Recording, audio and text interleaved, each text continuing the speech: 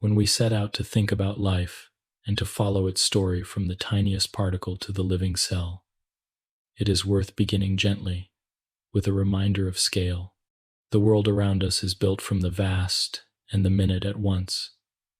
The oceans and forests, the mountains and the skies, all come into being through the patient cooperation of much smaller pieces. And if we continue to travel down, past what our eyes can see unaided, past what even the best magnifying glass could show us, we eventually arrive at the building blocks of all matter.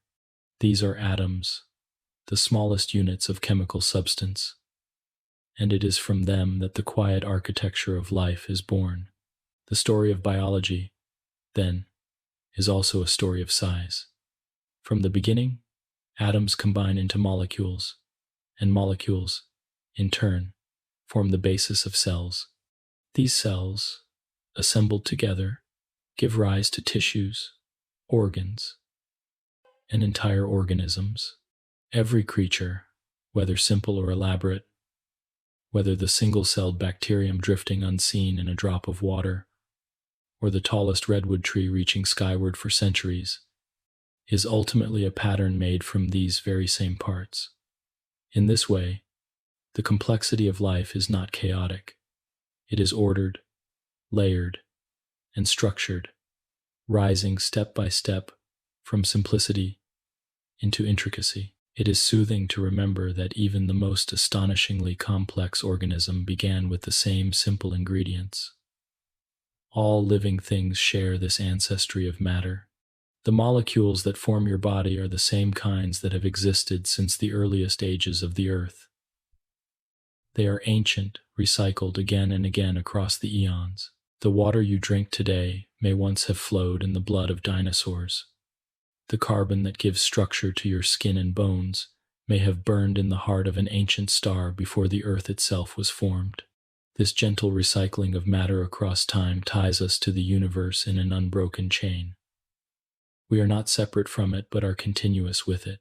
The beginning of our journey, then, is not in the cell, but in the unseen particles beneath it.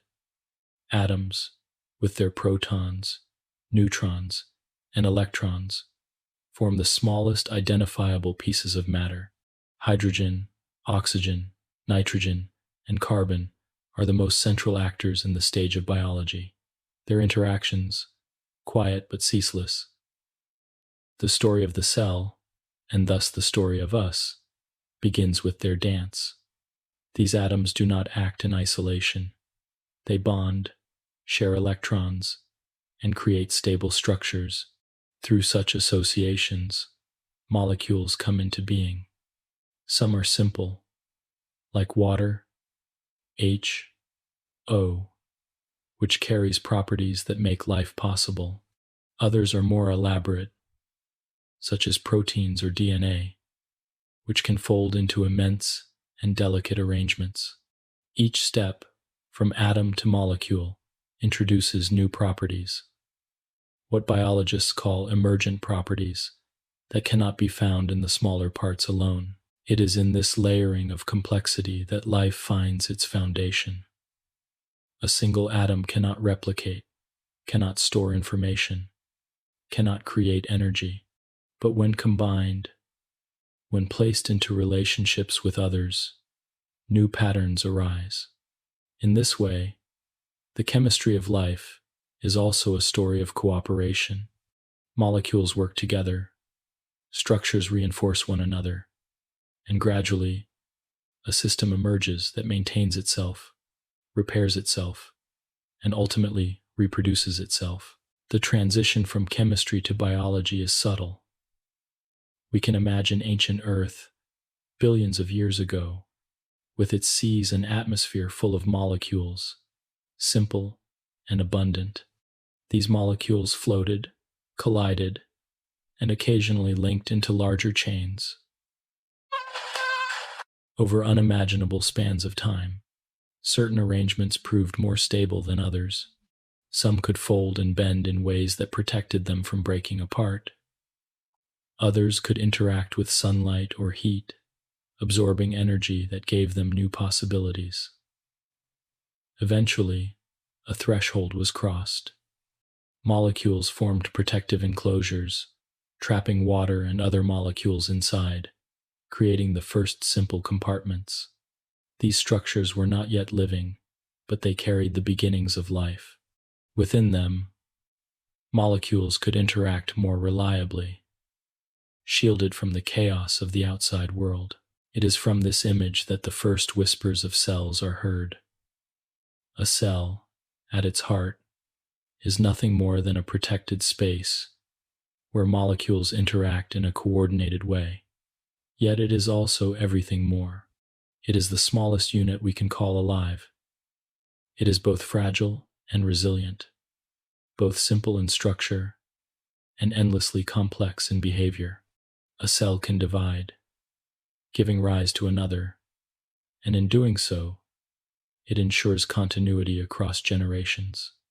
In each division lies the quiet persistence of life. When we consider life's beginning, it can feel almost too grand to imagine. But perhaps the gentlest way to think of it is this. Life is a tapestry woven from the smallest threads. Each molecule is a fiber, each interaction a stitch. Over time, with enough repetition, the tapestry grows richer, more intricate, and more beautiful. You are, in a very real sense, the result of such weaving. Every heartbeat, every breath, is made possible by the harmony of molecules assembled into cells, and cells assembled into the organism you inhabit. Even as we move deeper into the study of molecules and cells, it is helpful to carry this soft awareness. Everything we will encounter, no matter how complex, arises from a common foundation. The patterns we see in a neuron or a plant cell echo the same logic as the patterns we find in the chemistry of water or carbon. The scale shifts, but the principles remain. Order emerges, stability arises, and life continues. It is calming to realize that we ourselves are part of this quiet story. When you breathe in, oxygen molecules enter your lungs and pass into your blood, where they are carried into each cell. Within those cells, mitochondria use them to release energy from sugars, sustaining your body. When you exhale, carbon dioxide leaves you, carrying away carbon that once was part of a meal you ate, which itself once grew from sunlight captured by plants. The cycle of molecules continues without end, drawing you into the great web of life. In this opening reflection, we linger on the thought that the universe's smallest pieces are never truly still. They are always moving, always interacting, always combining in new ways. From their ceaseless activity comes the possibility of life. The stillness you may feel now as you drift into rest is not mirrored at the molecular level. Inside you, in every cell, molecules continue their patient work. They repair DNA, they fold proteins, they transport nutrients, all without pause. Even in sleep, the orchestra of molecules and cells plays on. As we prepare to move from molecules into cells in greater detail, it is soothing to hold the thought that the story of life is both ancient and ongoing. It is written in the atoms that predate the earth, in the molecules that compose your body, and in the cells that continue their quiet work, even as you rest.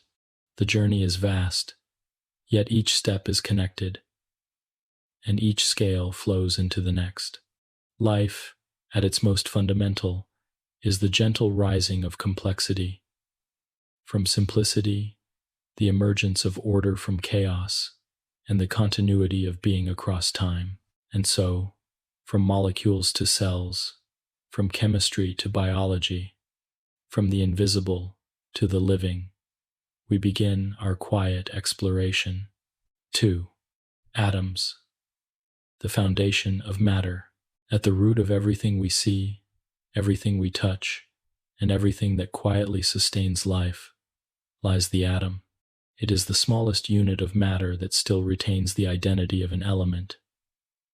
And it is in atoms that the foundations of life's story begin. To picture an atom is to imagine something unimaginably small, far below the reach of our eyes, far below the reach even of most microscopes. If you were to hold a single grain of sand in your palm and imagine dividing it into smaller and smaller pieces, you would eventually reach a point where further division would no longer yield sand. You would arrive at the atoms that compose it, the indivisible particles that form all matter, whether grains of sand, drops of water, or the very cells in your body. Each atom is made of three principal parts: protons, neutrons, and electrons. The protons and neutrons cluster together in the atom's center. Protons carry a positive electrical charge, neutrons carry no charge, and together they form the atom's heavy center. Electrons, by contrast, are far lighter, carrying a negative charge, and they move in regions of space around the nucleus. Though we sometimes imagine them as tiny planets circling a sun, their reality is stranger and softer. They do not orbit in neat tracks, but instead move in clouds of probability, regions where they are most likely to be found. This balance of protons, neutrons, and electrons gives each atom its character. The number of protons defines what element the atom belongs to. One proton makes hydrogen, the simplest atom, abundant in the universe and central to life. 6 protons make carbon, the element around which all of biology is built. 8 protons form oxygen, necessary for both breathing and water. With 7, we find nitrogen, another essential component of living matter. These 4 elements, hydrogen, carbon, nitrogen, and oxygen, account for the overwhelming majority of the atoms in living beings. Yet they are not alone. Calcium, sodium, potassium, phosphorus, sulfur, and trace amounts of other elements each add their quiet influence to the whole. Atoms are small, but they are also surprisingly enduring. The oxygen atom in the water you drink today may have once been part of an ancient ocean millions of years ago. The carbon atom in the cells of your skin may have once floated in the atmosphere as part of carbon dioxide, captured by a plant in photosynthesis, passed into a fruit, and then absorbed by you when you ate it. In this way, atoms cycle endlessly, recombining into new forms but never disappearing. Life depends not only on the existence of atoms, but on their ceaseless motion through air, water, soil, and living bodies. The quiet power of atoms emerges when they join together. Protons may define identity, but it is electrons that shape behavior. Atoms interact through the sharing or exchange of electrons, forming chemical bonds. A single bond may be as simple as the attraction between a positively charged ion and a negatively charged ion. Others may be covalent, where atoms share electrons in a stable partnership. These bonds are gentle agreements, arrangements of balance and stability, and they are the reason molecules exist. Hydrogen bonds, weaker but still vital, allow water to cling to itself, giving rise to properties that make life possible. It is in these bonds that we see how atoms, though individually simple, give rise to complexity when they connect. A lone hydrogen atom is unremarkable. Joined with oxygen, it creates water, a molecule whose properties sustain all known life. Carbon, with its 4 outer electrons, can form countless combinations, chains, and rings, becoming the backbone of sugars, proteins, fats, and DNA. The versatility of carbon rests on its ability to bond with itself as easily as it bonds with other elements, a flexibility that allows life's vast molecular variety. The atom, then, is both stable and dynamic. Its nucleus endures, a steady core, while its electrons remain in motion, creating the possibility of endless combinations. Life could not arise from rigidity, but neither could it arise from chaos. Atoms strike a balance between permanence and possibility, between order and openness. They provide the canvas and the paints with which living systems compose themselves. To think of atoms is also to think of scale. If you enlarged a single cell until it filled a room, each atom inside it would be no larger than a tiny grain of sand. Yet within that room, billions upon billions of atoms would be required to recreate even the simplest cellular machinery. Their smallness is beyond imagining, yet together they create everything we know. They are proof that even the smallest things, when gathered in great number, can weave unimaginable complexity. Atoms are not only part of living bodies, but also part of the stars, the earth, and the air. The carbon in your muscles was formed long ago in the heart of an exploding star. The calcium in your bones was forged in stellar furnaces before drifting across space to become part of our planet. When you breathe, oxygen atoms pass into you, circulate through your blood, sustain your cells, and then return to the atmosphere with your exhalation. You are never separate from the world around you. You are continuously exchanging atoms with it, sharing in its endless cycles. In a sense, atoms are timeless. They existed before life arose and will remain long after individual lives end. They are the durable foundation upon which biology builds its fragile yet persistent structures. To rest on the thought of atoms is to feel a kind of continuity, a reassurance that even as forms change, the fundamental pieces remain. You are composed of atoms that have belonged to countless other beings before you, and one day they will belong to others again. It is calming to realize that beneath all the complexity of cells and tissues, beneath the rapid exchanges of metabolism, lies this simple truth. You are built from atoms.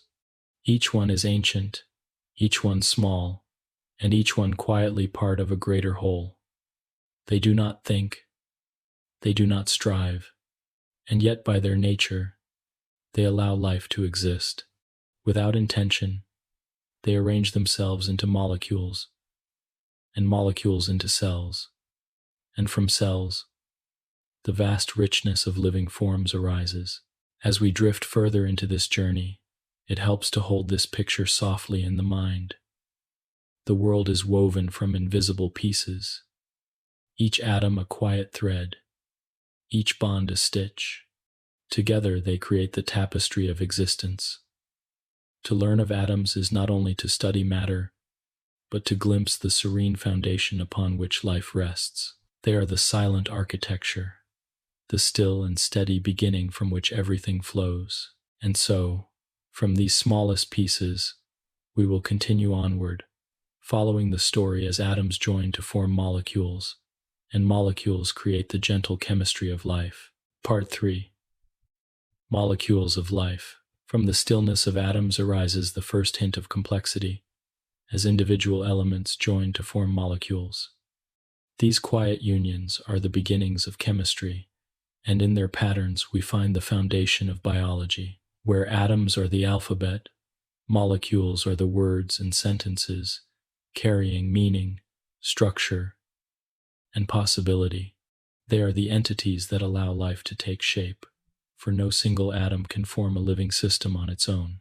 But when they come together, when bonds form and dissolve and form again, they create structures with properties far greater than the sum of their parts. The molecules of life are as ancient as the earth itself, and yet within your body they are renewed constantly, cycling with each breath and each heartbeat. The simplest of these molecules is water, and it is also the most essential.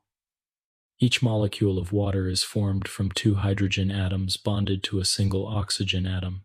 The bond between them is not merely mechanical, but carries a polarity, a slight electrical asymmetry that makes water unlike almost any other substance. Because oxygen holds electrons more tightly than hydrogen, one side of the water molecule carries a gentle negative charge while the other side is slightly positive. This imbalance allows water molecules to form weak attractions with one another, called hydrogen bonds.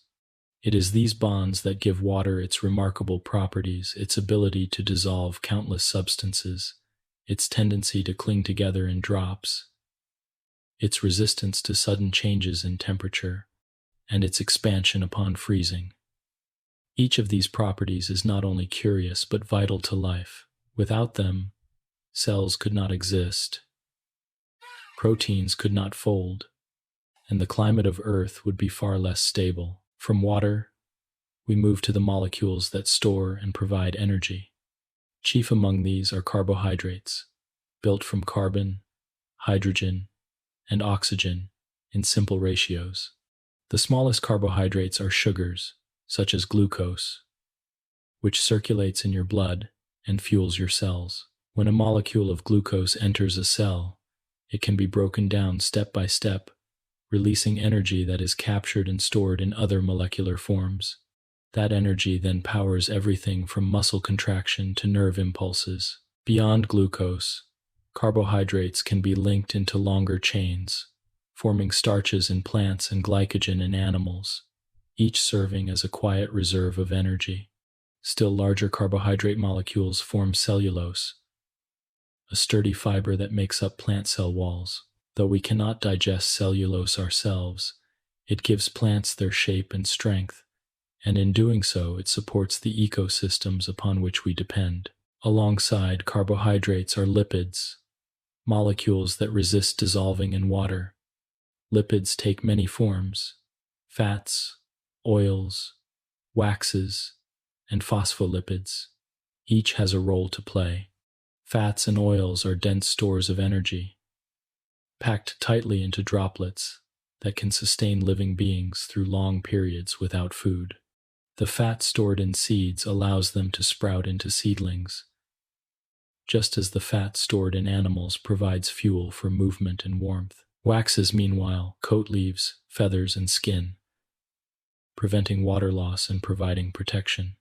Most important of all are phospholipids, molecules that carry both water-loving and water-fearing parts. When placed in water, they spontaneously arrange themselves into layers, with their hydrophobic tails tucked inside and their hydrophilic heads facing outward. In doing so, they create the membranes that enclose cells, separating the inside from the outside and giving life its first true boundary. Without phospholipids, the architecture of the cell would not exist. Proteins are perhaps the most varied of all biological molecules. Built from smaller units called amino acids, proteins can fold into countless shapes, each tailored for a specific function. Some proteins are structural, forming fibers that give strength to skin, muscle, and connective tissue. Others are enzymes, catalysts that quietly speed up chemical reactions, making it possible for life's chemistry to proceed at the pace required. A single enzyme can allow a reaction that would take years to occur in plain water to happen in a fraction of a second within a cell. There are proteins that carry oxygen, such as hemoglobin, and proteins that form channels and membranes, allowing molecules to pass in and out of cells. There are proteins that act as signals, hormones that travel through the bloodstream to coordinate activity across the body. Each protein's shape is exquisitely tuned to its role, a delicate folding of chains into three-dimensional forms that function with precision. At the pinnacle of molecular complexity are the nucleic acids, DNA, and RNA. These are the molecules of information, carrying the instructions for building and maintaining every living being.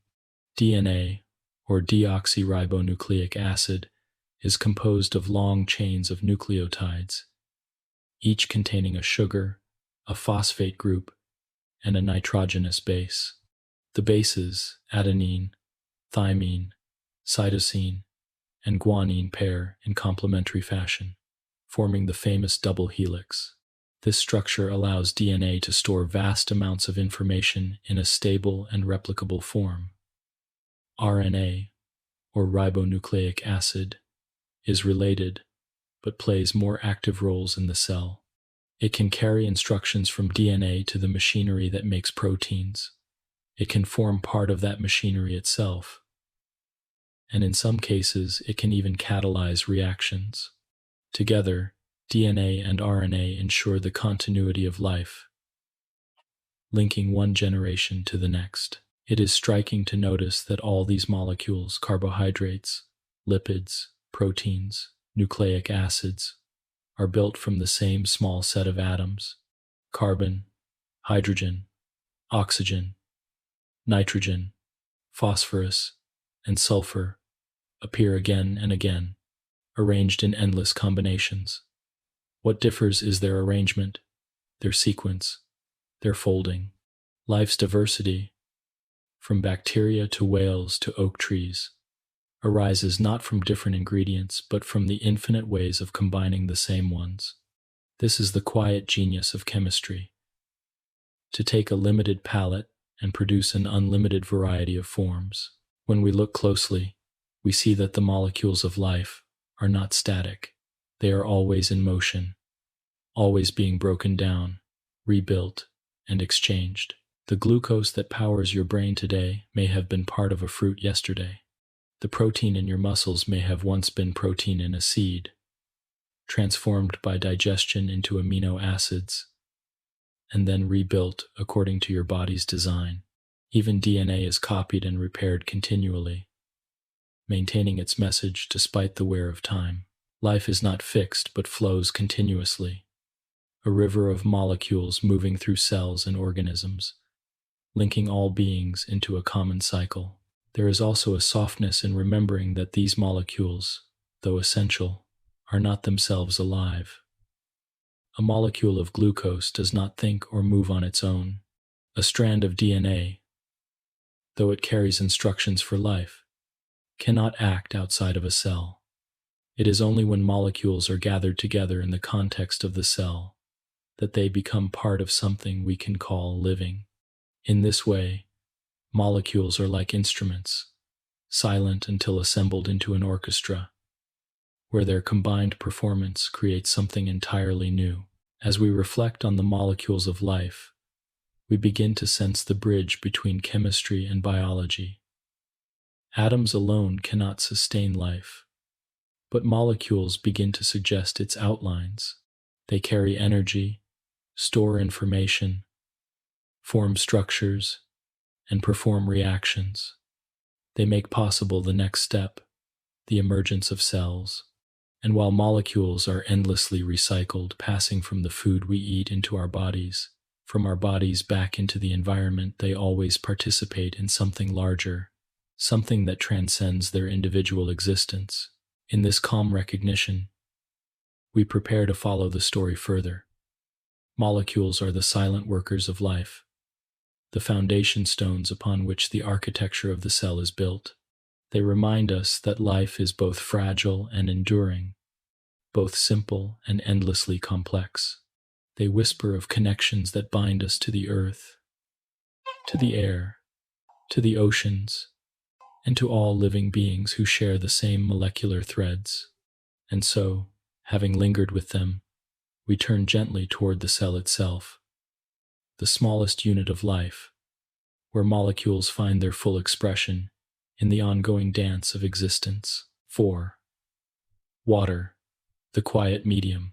If life were to be stripped down to its simplest and most universal requirement, the answer would not be some rare mineral or some secretive compound hidden deep in the earth. The answer would be water. It is the quiet medium in which all living processes unfold, the gentle solvent that allows molecules to meet, react, and assemble into the patterns we call life. Wherever scientists look for life, whether on our planet or in the exploration of distant worlds, the first question they ask is whether water is present. It is not simply an ingredient, but the stage upon which biology plays its endless performance. Without water, the molecules of life remain scattered and silent. With water, they come alive, interacting in ways that make cells possible. A single molecule of water is remarkably simple. It is made of 3 atoms, 2 hydrogens, and 1 oxygen. And yet in that simplicity, lies the foundation of biology. The oxygen atom, more electronegative than hydrogen, pulls the shared electrons toward itself, giving the oxygen side of the molecule a slight negative charge, while the hydrogen side carries a slight positive charge. This small imbalance makes water polar, and polarity is the secret to its special behavior. Polar molecules attract one another, and so each water molecule is drawn toward its neighbors. The result is a web of weak but persistent connections known as hydrogen bonds. These bonds form and break constantly, millions of times each second, but collectively they give water unique stability and structure. It is because of these hydrogen bonds that water resists sudden changes in temperature. A pond warmed by the summer sun releases its heat slowly when autumn arrives. The ocean absorbs warmth in one season and gently releases it in another, moderating the climate of the earth. Within your body, water cushions against dangerous swings in temperature, keeping the environment stable for the delicate molecules of life. Enzymes, DNA, and proteins can only function within narrow ranges of heat, and water provides that buffering protection. Without it, the chemistry of life would be disrupted at every small fluctuation in the environment. Another quiet miracle of water is its ability to dissolve so many substances. It has been called the universal solvent, and this description is not exaggerated. The slight charges on each water molecule allow it to surround ions and polar compounds, pulling them apart and dispersing them evenly throughout the solution. This is why salt dissolves in water and why nutrients can travel through your bloodstream. Without this solvent power, the molecules of life could not mix, could not react, and could not build the structures that sustain cells. Water is not simply a backdrop, it is the medium that allows biological chemistry to happen at all. Even water's solid form, ice, carries unusual and life-preserving properties. Most substances become denser as they freeze, sinking when they solidify. Water behaves differently. As it freezes, the hydrogen bonds lock molecules into a lattice that takes up more space, making ice less dense than liquid water. That is why ice floats. It is a detail so familiar that we seldom pause to appreciate its significance, but it is crucial to life on Earth. If ice sank, lakes and oceans would freeze from the bottom upward, trapping living organisms beneath solid layers of ice, and perhaps preventing complex ecosystems from ever forming. Instead, ice floats, forming a protective layer at the surface that insulates the liquid water beneath, allowing life to survive even in the harshest winters. Water also shapes life through its role in cohesion and adhesion. Cohesion is the attraction of water molecules to one another, while adhesion is their attraction to other surfaces. These properties together allow water to climb narrow spaces, as in the thin vessels of plants. Through a process known as capillary action, water rises through roots and stems, carrying nutrients upward to the leaves where photosynthesis takes place. Without this ability, the great forests of Earth could not stand, and plants could not grow tall. Even within your own body, similar principles apply. Blood moves through tiny capillaries, delivering oxygen to tissues, in part because water enables it to flow in such confined spaces. It is also within water that the earliest life is thought to have arisen. Billions of years ago, Earth's surface was covered by vast oceans, stirred by tides, heated by volcanoes, and lit by storms. Within those waters, simple molecules floated and collided, gradually forming more complex structures. The ocean acted as both a cradle and a shield, protecting fragile new compounds from the harsh radiation of the young sun. Within its depths, the first protocells may have formed, small compartments of molecules surrounded by membranes, marking the boundary between chemistry and life. Water did not merely support this process, it was essential to it, providing both a solvent for reactions and a medium of stability. Even today, every cell is a miniature ocean. Inside the cell membrane lies cytoplasm, a watery solution filled with salts, proteins, and organelles. Here, molecules float, drift, and meet. Reactions occur in the calm environment that water provides. If you were to remove water from a cell, the intricate machinery would grind to a halt. Enzymes would stiffen. DNA would no longer maintain its shape, and the exchange of nutrients and waste would cease. To be alive is, in part, to be filled with water, to be composed of it in every tissue and every organ. Humans themselves are about 60% water, a reminder that even in complex organisms, the quiet medium remains the same. Water also carries symbolism, perhaps because it is so pervasive in life's story. It flows, it adapts, it takes the shape of its container while remaining itself. It dissolves, it carries, it sustains. To drink water is to continue a cycle, billions of years old, to take into yourself the same molecules that have traveled through rivers, clouds, plants, and animals across the ages. Each sip connects you to a continuity of life that stretches back to the first seas of Earth. When we rest and listen, water is never silent.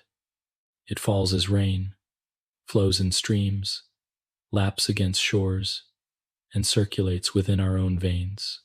Its motion is endless, cycling through evaporation, condensation, and precipitation, moving between ocean and sky, plant and soil, body and breath.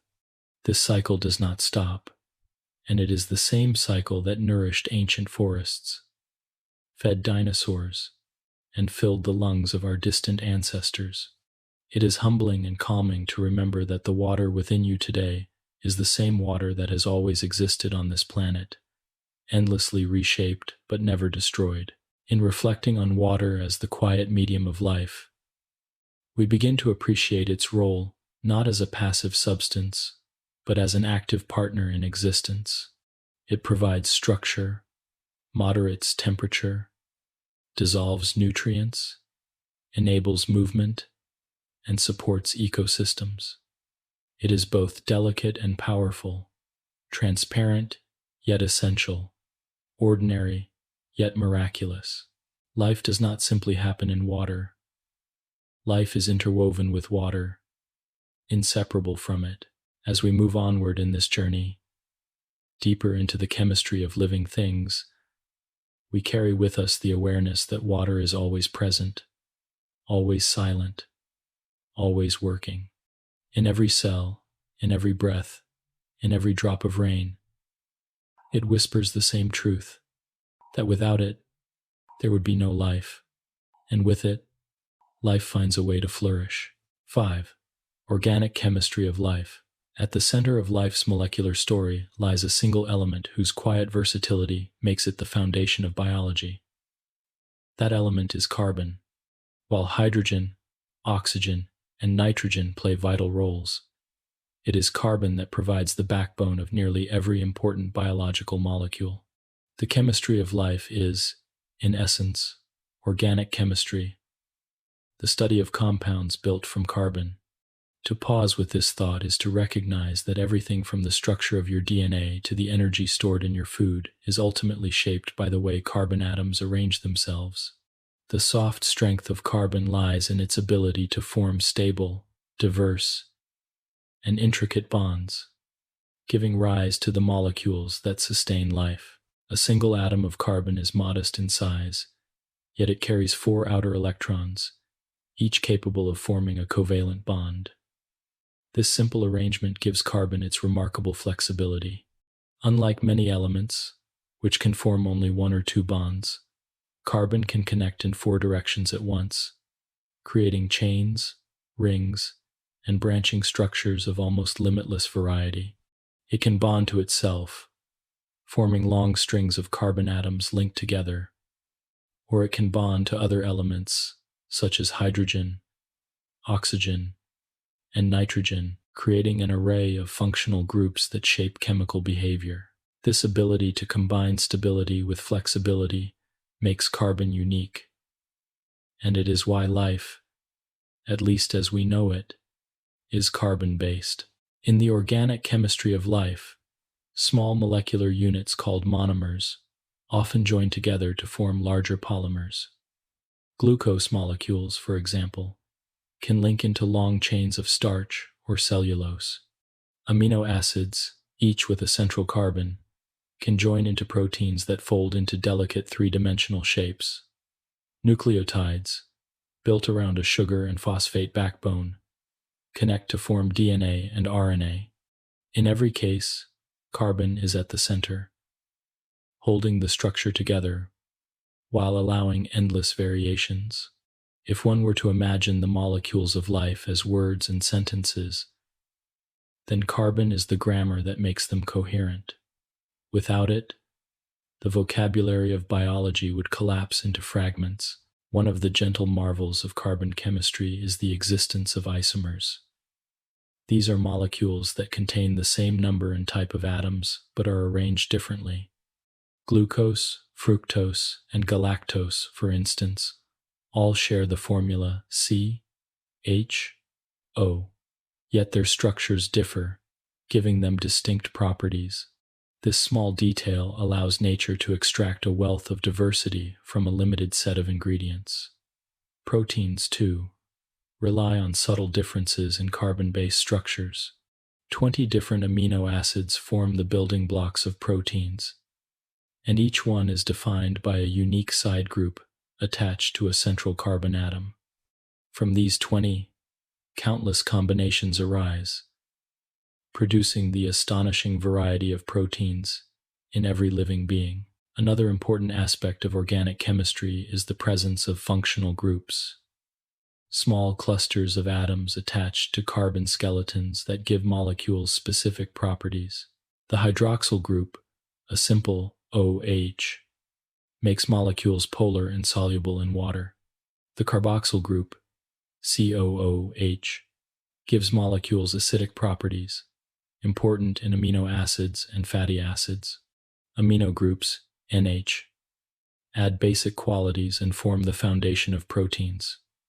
Phosphate groups, with their negative charges, store and release energy, as in the molecule ATP. Each of these groups interacts with carbon skeletons to create molecules with unique behaviors. Like tools in a vast biological workshop, carbon's role in organic chemistry also extends to energy. Many carbon-based molecules serve as fuel, carrying bonds that can be broken to release energy. Sugars such as glucose, fats composed of long hydrocarbon chains, and even alcohols can all be metabolized by cells to provide the energy necessary for life's functions.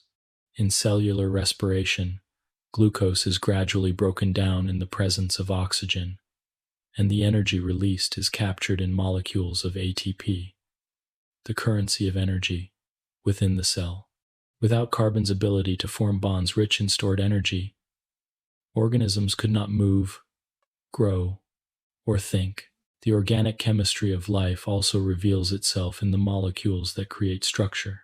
Consider cellulose, the most abundant organic molecule on Earth, composed of long chains of glucose units, linked by specific bonds. These chains bundle together to form fibers that give plants their rigidity, allowing trees to stand tall and leaves to spread wide. Or consider chitin, another carbon-based polymer, which forms the shells of insects and crustaceans. Even collagen, the protein that gives strength and elasticity to animal tissues, is built upon carbon chains arranged in triple helices. The structures we see in the living world, from the towering redwood to the fragile butterfly wing, are all held together by the quiet strength of organic molecules. The chemistry of carbon also allows for self-replication, a key feature of life. DNA, composed of long chains of nucleotides, is stable enough to store information across generations, yet flexible enough to be copied and transcribed. The double helix, with its sugar-phosphate backbone and nitrogenous bases, owes its stability to carbon-based bonds. RNA, a related molecule, takes on more active roles, carrying messages and sometimes catalyzing reactions. Both DNA and RNA show how organic chemistry provides not just structure, but also the continuity of life. Every time a cell divides, carbon-based molecules faithfully pass along the instructions that ensure life continues. It is also worth noting that organic chemistry, while vast, is not infinite. Life uses only a narrow selection of molecules from the countless possibilities carbon allows. This selective use suggests that evolution has found particularly effective solutions, molecules that are stable, functional, and versatile. Amino acids, nucleotides, simple sugars, and lipids have been chosen again and again by nature, not because they are the only possible molecules, but because they work well in the context of life. There is a quiet elegance in this efficiency, as though life has distilled the immense potential of carbon chemistry into a set of building blocks that can be recombined endlessly to meet every need. Organic chemistry also connects life to the environment. The carbon cycle, in which carbon moves between the atmosphere, oceans, soil, and living beings, is the great circulation of organic matter on Earth.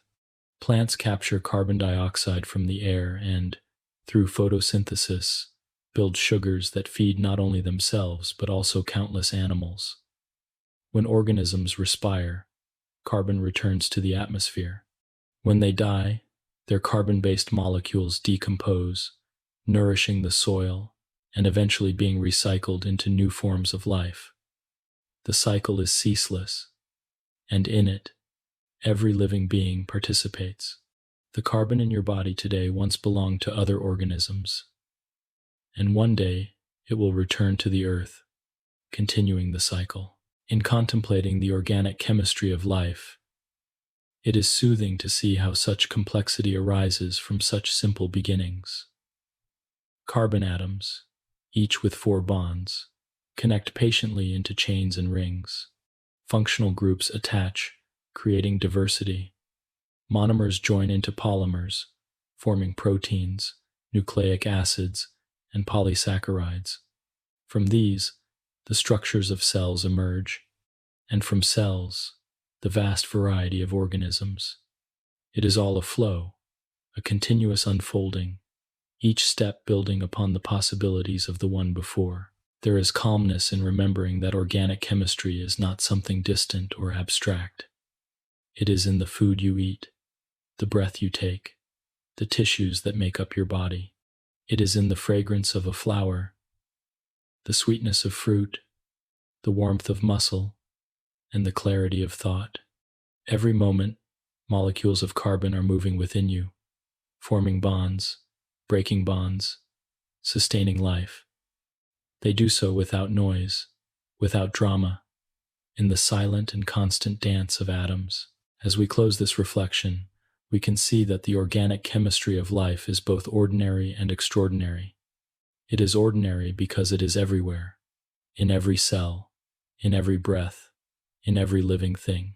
It is extraordinary because from such simple principles carbon's 4 bonds, the polarity of water, the arrangement of functional groups comes the vast tapestry of existence.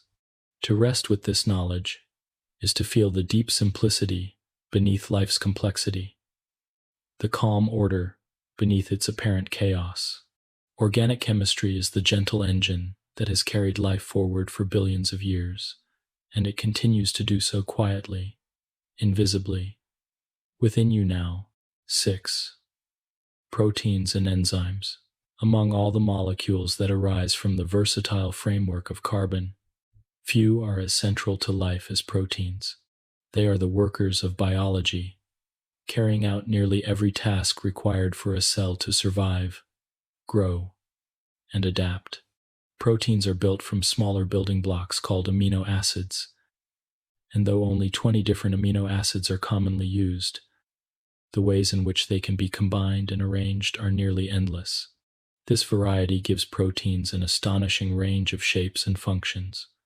Some provide structure, others act as messengers, many serve as catalysts, and still others are devoted to defense.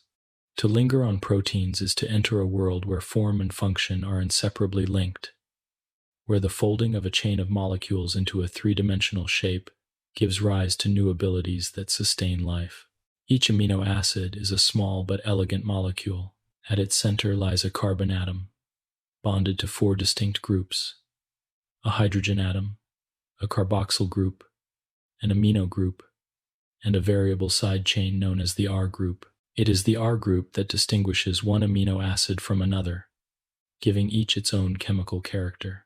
Some R groups are hydrophobic, preferring to avoid water, while others are hydrophilic, seeking interaction with it. Some carry positive charges, others negative, while some are bulky, and others are small and flexible. These subtle differences influence how amino acids behave when joined together into chains, guiding the folding of proteins into their final forms. Proteins are formed through the linking of amino acids by peptide bonds. In this process, the carboxyl group of one amino acid joins with the amino group of another, releasing a molecule of water. This reaction repeats, creating long chains called polypeptides. Once a polypeptide is formed, it does not remain as a simple, linear strand. Instead, it folds into intricate patterns, driven by the chemical nature of its side groups. Hydrophobic parts are drawn inward, away from water, while hydrophilic and charged groups are oriented outward. Weak hydrogen bonds, ionic attractions, and even stronger disulfide bonds form between distant parts of the chain, stabilizing the final structure. The result is a unique three-dimensional shape, and it is this shape that determines the protein's function. Proteins can be grouped into four levels of structure. The primary structure is the linear sequence of amino acids, like beads on a string. The secondary structure arises when the chain folds into recurring patterns, such as alpha helices or beta sheets, stabilized by hydrogen bonds. The tertiary structure is the overall three-dimensional folding of the entire chain, bringing together distant parts into a single functional unit. In some cases, multiple polypeptide chains assemble into a quaternary structure, creating larger protein complexes. Each level of structure is essential, and even small changes at the molecular level can ripple outward to alter the function dramatically. The roles proteins play in life are almost too numerous to list. Structural proteins form the scaffolding of cells and tissues. Collagen, for example, strengthens connective tissues, while keratin provides durability to hair, nails, and skin. Transport proteins move molecules across cell membranes, such as hemoglobin, which carries oxygen in the blood, or channels that allow ions to flow in and out of cells. Contractile proteins such as actin and myosin allow muscles to contract, enabling movement. Defensive proteins, like antibodies, patrol the body and recognize invading pathogens, forming the basis of the immune system. Signaling proteins, including hormones like insulin, transmit messages that coordinate activities across tissues and organs. The diversity of proteins is truly the diversity of life itself, for every living system depends upon them. Perhaps the most remarkable role of proteins, however, is their function as enzymes. Enzymes are proteins that act as catalysts, speeding up chemical reactions without being consumed in the process. In the absence of enzymes, many reactions necessary for life would proceed at rates far too slow to sustain a living organism. With enzymes, reactions that might take years to occur naturally can take place in fractions of a second. This acceleration makes metabolism possible, allowing cells to break down nutrients, build new molecules, and regulate energy with exquisite precision. Each enzyme has a unique active site, a pocket formed by the folding of the protein, where specific molecules, known as substrates, can bind. The fit between an enzyme and its substrate is highly specific, often described as a lock and key. When the substrate enters the active site, the enzyme may change shape slightly, embracing the substrate in what is known as induced fit. This intimate interaction lowers the activation energy required for the reaction to occur, making the process much faster. After the reaction, the products are released, and the enzyme is ready to act again. A single enzyme can catalyze thousands of reactions in a short time, tirelessly performing its role within the cell. The importance of enzymes becomes clear when we consider everyday processes. Digestive enzymes, such as amylase in saliva and pepsin in the stomach, break down complex food molecules into smaller units that can be absorbed. Without them, the nutrients in food would remain locked and inaccessible. Other enzymes control energy pathways, such as those in glycolysis and the citric acid cycle, ensuring that glucose is efficiently converted into usable energy. Enzymes also play roles in DNA replication, repairing damage, and ensuring faithful transmission of genetic information. Every aspect of life, from the simplest cell to the human body, depends on the ceaseless action of enzymes. Proteins, for all their strength and versatility, are not permanent. They are constantly being built, broken down, and replaced.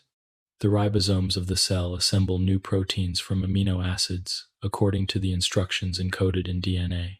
At the same time, other cellular machinery degrades old or damaged proteins, recycling their amino acids for reuse. This constant renewal ensures that proteins remain functional and responsive to changing needs. Even as you rest, countless proteins in your cells are being synthesized, folded, and deployed, a quiet but essential maintenance that sustains life. It is also true that proteins are delicate.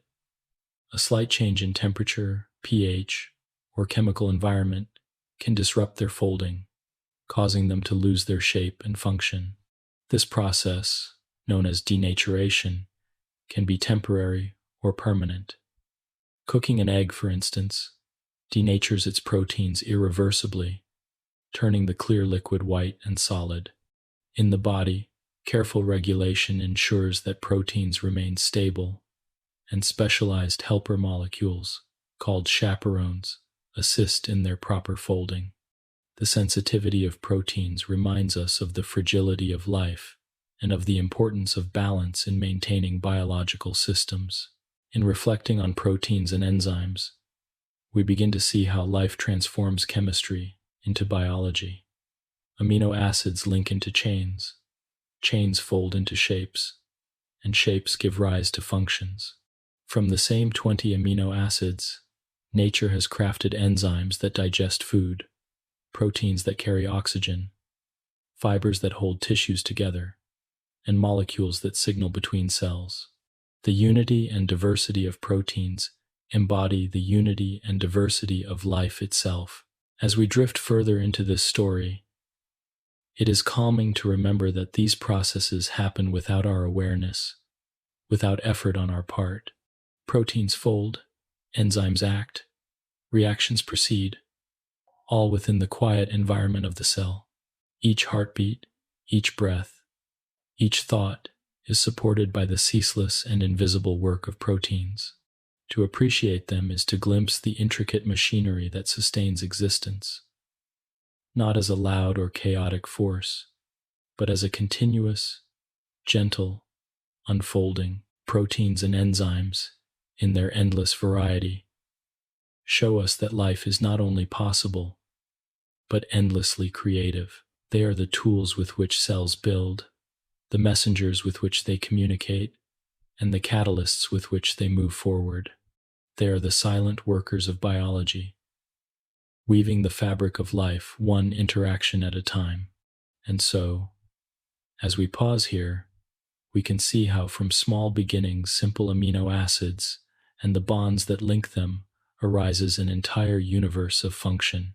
In the next part of our journey, we will turn to the molecules that carry instructions for these proteins, the nucleic acids that form the language of life, and in doing so continue our gentle exploration of biology's foundation.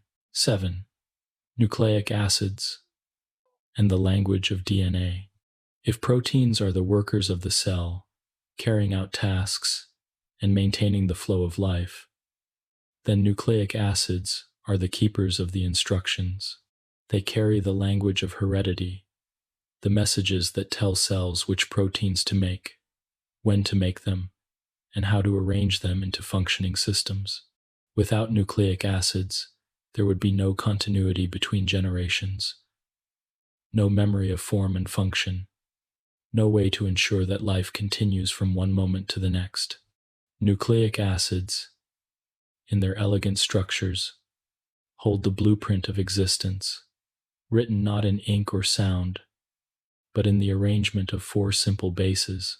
There are 2 main types of nucleic acids: DNA, or deoxyribonucleic acid, and RNA, or ribonucleic acid.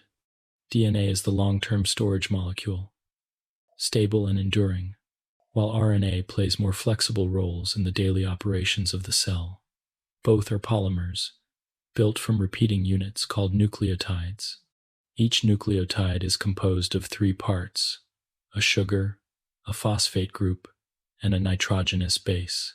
It is the sequence of these bases that encodes information, much as the letters of an alphabet form words and sentences. The 4 bases in DNA, adenine, thymine, cytosine, and guanine, combine in endless patterns, and from these patterns arise the instructions for every living thing. The structure of DNA is both simple and profound. 2 strands of nucleotides run alongside each other, twisting into the familiar double helix. The sugar and phosphate groups form the backbone of each strand, while the bases pair across the center. Adenine pairs with thymine, and cytosine pairs with guanine, held together by hydrogen bonds. This pairing is not arbitrary but precise, ensuring that each strand carries the information needed to recreate its partner. When a cell divides, the 2 strands separate, and new complementary strands are built alongside them. In this way, DNA can copy itself with remarkable fidelity, passing its instructions from one cell to the next, from parent to offspring, and across the vast stretches of evolutionary time. RNA, though similar to DNA, is more versatile and transient. It is usually single-stranded and uses uracil in place of thymine. Different forms of RNA perform different roles. Messenger RNA carries instructions from DNA to the ribosomes, where proteins are assembled. Transfer RNA brings amino acids to the ribosomes, matching them to the sequence of bases in the messenger RNA. Ribosomal RNA, along with proteins, makes up the ribosomes themselves, providing both structure and catalytic activity. There are also many other specialized RNAs, some that regulate gene expression, others that edit sequences, and still others that protect against viruses. Together, these forms of RNA act as the active voices of the genetic script, translating the quiet stability of DNA into the dynamic activity of life. What makes nucleic acids remarkable is not only their structure but their universality. All known life uses DNA and RNA, and the code they carry is nearly identical across species. The same sequence that encodes a protein in a bacterium can encode the same protein in a human. This shared genetic language is a profound reminder of life's unity. It suggests that all living things, no matter how different they appear, share a common origin, a single ancestral cell whose nucleic acids have been copied and altered but never abandoned. In every tree, insect, fish, and mammal, the same alphabet of 4 bases writes the instructions for being alive. The process by which DNA's information becomes protein is often described as the central dogma of molecular biology. DNA makes RNA, and RNA makes protein. First, in transcription, a section of DNA is copied into messenger RNA. This copy leaves the nucleus in eukaryotic cells and travels to the ribosome. There, in translation, the sequence of bases in the RNA is read in groups of 3, called codons. Each codon corresponds to a specific amino acid. Transfer RNA molecules carrying amino acids match their anticodons to the codons on the messenger RNA, ensuring that the correct amino acids are added in sequence. Step by step, the chain of amino acids grows, folding into a protein that carries out a specific function. This flow of information is both reliable and adaptable. Mutations, small changes in the DNA sequence, can alter the instructions, sometimes with little effect, sometimes with profound consequences. Some mutations introduce variation that allows organisms to adapt to new environments. Others may disrupt important functions, leading to disease. In either case, the process of mutation and selection drives the evolution of life. Over millions of years, small changes accumulate and new forms arise, but the language of nucleic acids remains the same. The stability of DNA also allows it to serve as a kind of archive, a record of ancestry.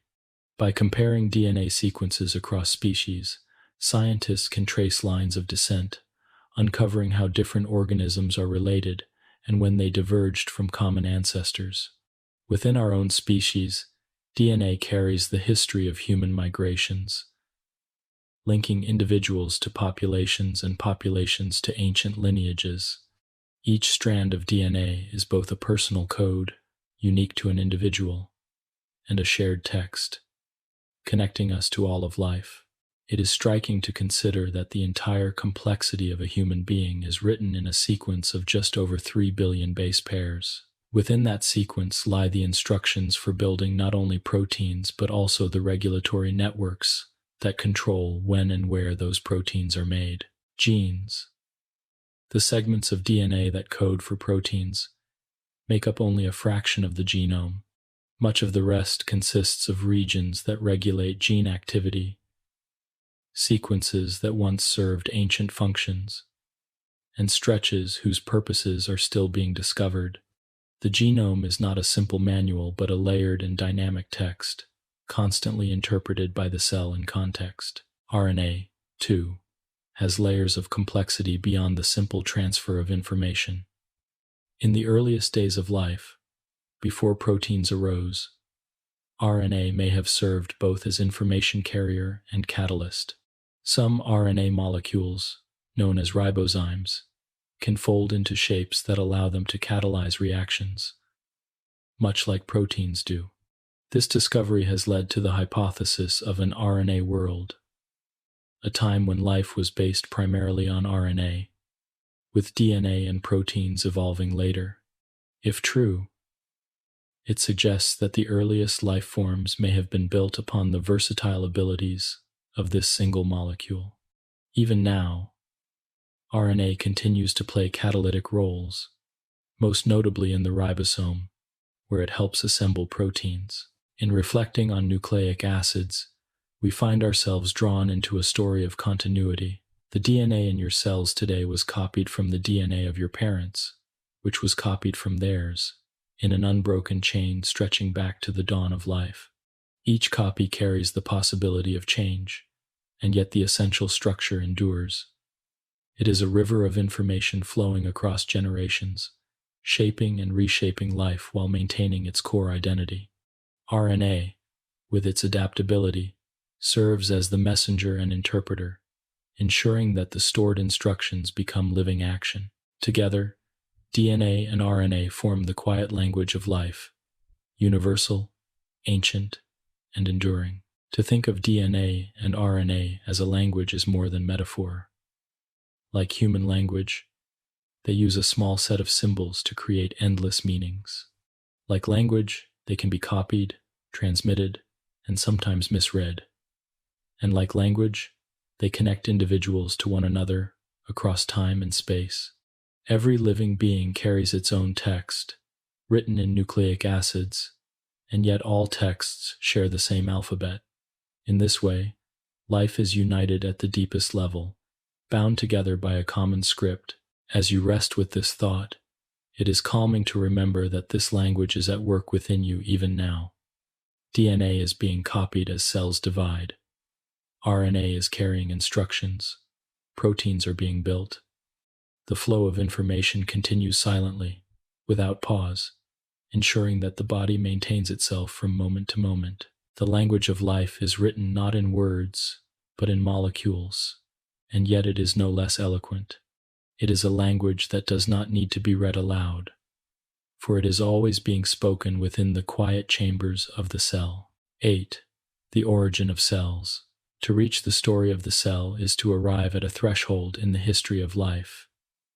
Atoms and molecules, for all their elegance, cannot themselves be called alive. Proteins fold, enzymes catalyze, nucleic acids carry instructions, and lipids form barriers, yet in isolation none of these is enough. Life begins only when these parts are gathered into a system, enclosed and self-sustaining, able to maintain its own internal environment and to reproduce. That system is the cell, and its origin marks the quiet turning point from chemistry into biology. To contemplate the origin of cells is to look back billions of years, to a time when Earth was young, oceans were wide and restless, and the conditions for life were only just beginning to settle into place. The Earth formed about 4.5 billion years ago, born from dust and gas orbiting the young sun. At first, its surface was molten, bombarded by asteroids, and cloaked in a thick atmosphere of gases like methane, ammonia, and water vapor. Over time, the surface cooled, oceans condensed, and volcanic activity continued to pour out heat and minerals. In these seas, the first organic molecules formed, whether by lightning sparking through the atmosphere, by energy from the sun, or by the chemistry of hydrothermal vents deep in the ocean. Simple amino acids and nucleotides began to appear, assembling from the elemental materials of the planet. They drifted, collided, and occasionally joined together, forming longer chains and more complex structures. For millions of years, this chemistry unfolded without the guiding hand of life. It was a world of trial and error, of countless molecules forming and dissolving, combining and breaking apart. Yet within this endless experimentation, certain patterns proved more stable. Chains of nucleotides sometimes folded into shapes that allowed them to replicate, making crude copies of themselves. Lipid molecules gathered spontaneously into spheres, forming vesicles that enclosed water and other molecules inside. Proteins, though primitive, began to carry out simple reactions that accelerated the chemistry around them. These were not yet cells, but they were precursors, fragments of living systems, waiting for the moment when they would come together. The key to life's emergence lay in compartmentalization. Without a boundary, molecules drift endlessly, unable to cooperate in a sustained way. With a boundary, a protected environment can exist, where molecules interact more regularly, shielded from the chaos of the outside. Lipids, with their hydrophobic tails and hydrophilic heads, naturally arrange themselves into bilayers when placed in water, forming a closed shell. Inside these shells, early reactions could proceed without constant disruption. These primitive structures, known as protocells, were not alive as we define it now, but they carried the essential feature of life: separation of inside from outside. They created a space where order could arise from disorder. Within these protocells, the interplay of molecules began to resemble metabolism. Simple sugars were broken down, releasing energy, nucleotides linked into short strands of RNA, some of which could copy themselves, however imperfectly. Proteins and peptides stabilized reactions, making them more efficient. Gradually, protocells that were better at maintaining themselves persisted longer, while those that were unstable disappeared. Over unimaginable stretches of time, the molecules within these protocells grew more sophisticated, and the boundaries that contained them became more robust. The leap from protocell to true cell was not sudden but gradual, a continuum of increasing complexity that eventually crossed the line into life. One of the most enduring questions is whether life first arose in shallow pools, warmed by the sun, in clay-rich environments, where minerals catalyzed reactions, or at deep-sea hydrothermal vents where chemical gradients provided energy. Each possibility carries weight. Shallow pools would have allowed for cycles of wetting and drying, concentrating molecules and encouraging bonds to form. Clay surfaces could have guided the assembly of nucleotides into longer strands. Hydrothermal vents offered a steady supply of chemical energy, where microbes still thrive today in darkness and heat. Perhaps life began in more than one place, with multiple origins that blended and competed, until only the most stable systems survived. The emergence of cells also involved the gradual refinement of information storage. RNA, with its dual ability to carry information and catalyze reactions, may have been the first genetic molecule. Over time, DNA, more stable and durable, took over as the primary repository of information, while proteins, more versatile, became the main catalysts. This division of labor, DNA for storage, RNA for messaging, proteins for action, remains the foundation of biology. Once established, it proved too effective to be replaced, and it has endured in every living being since. The earliest true cells were prokaryotes, simple in structure compared to the complex eukaryotic cells that came later. Prokaryotes lacked nuclei and membrane-bound organelles. Their DNA floated in the cytoplasm, and their membranes served multiple roles, from containing the cell to managing energy. Yet even in their simplicity, prokaryotes carried all the essential features of life: metabolism, growth, response to the environment, and reproduction.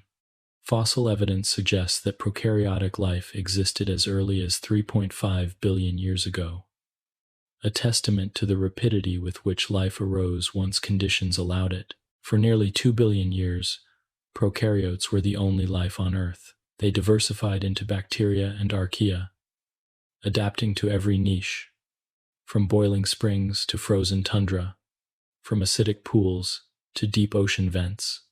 Their ability to thrive in extremes hints at their ancient origins, when Earth itself was harsher than today. Some prokaryotes developed the ability to use sunlight for energy, capturing photons and converting them into chemical fuel.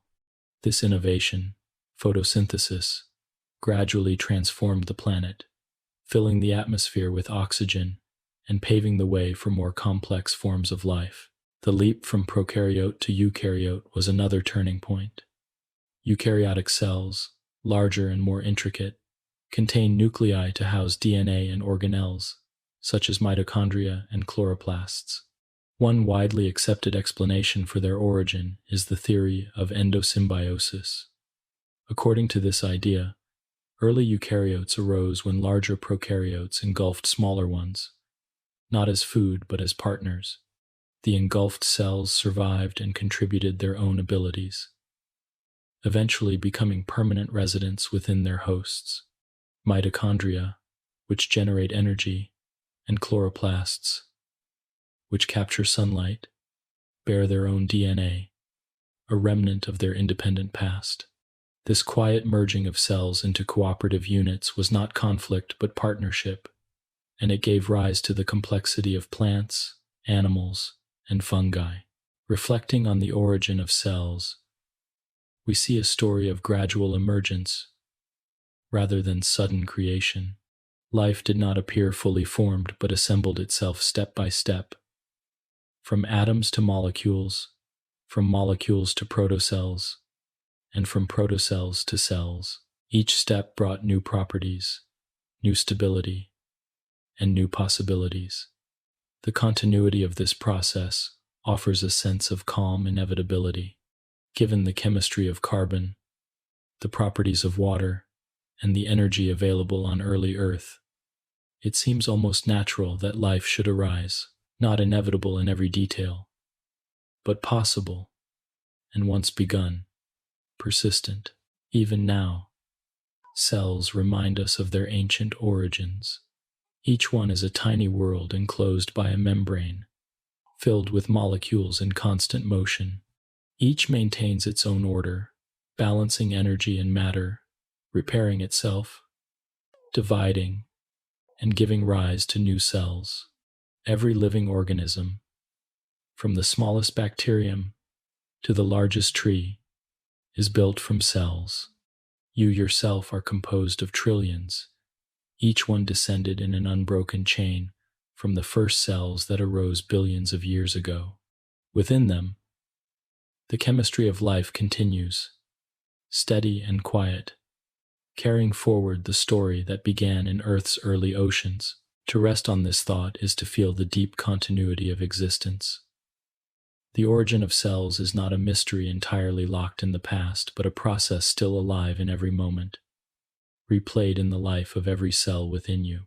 The molecules that once drifted in ancient seas now flow in your bloodstream. The membranes that first enclosed protocells now form the boundaries of your own cells. The enzymes that accelerated primitive reactions now drive your metabolism.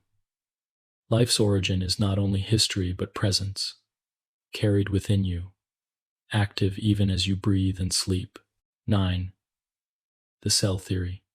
When we speak of the cell as the foundation of life, we are not speaking metaphorically, but describing one of the most central truths in biology.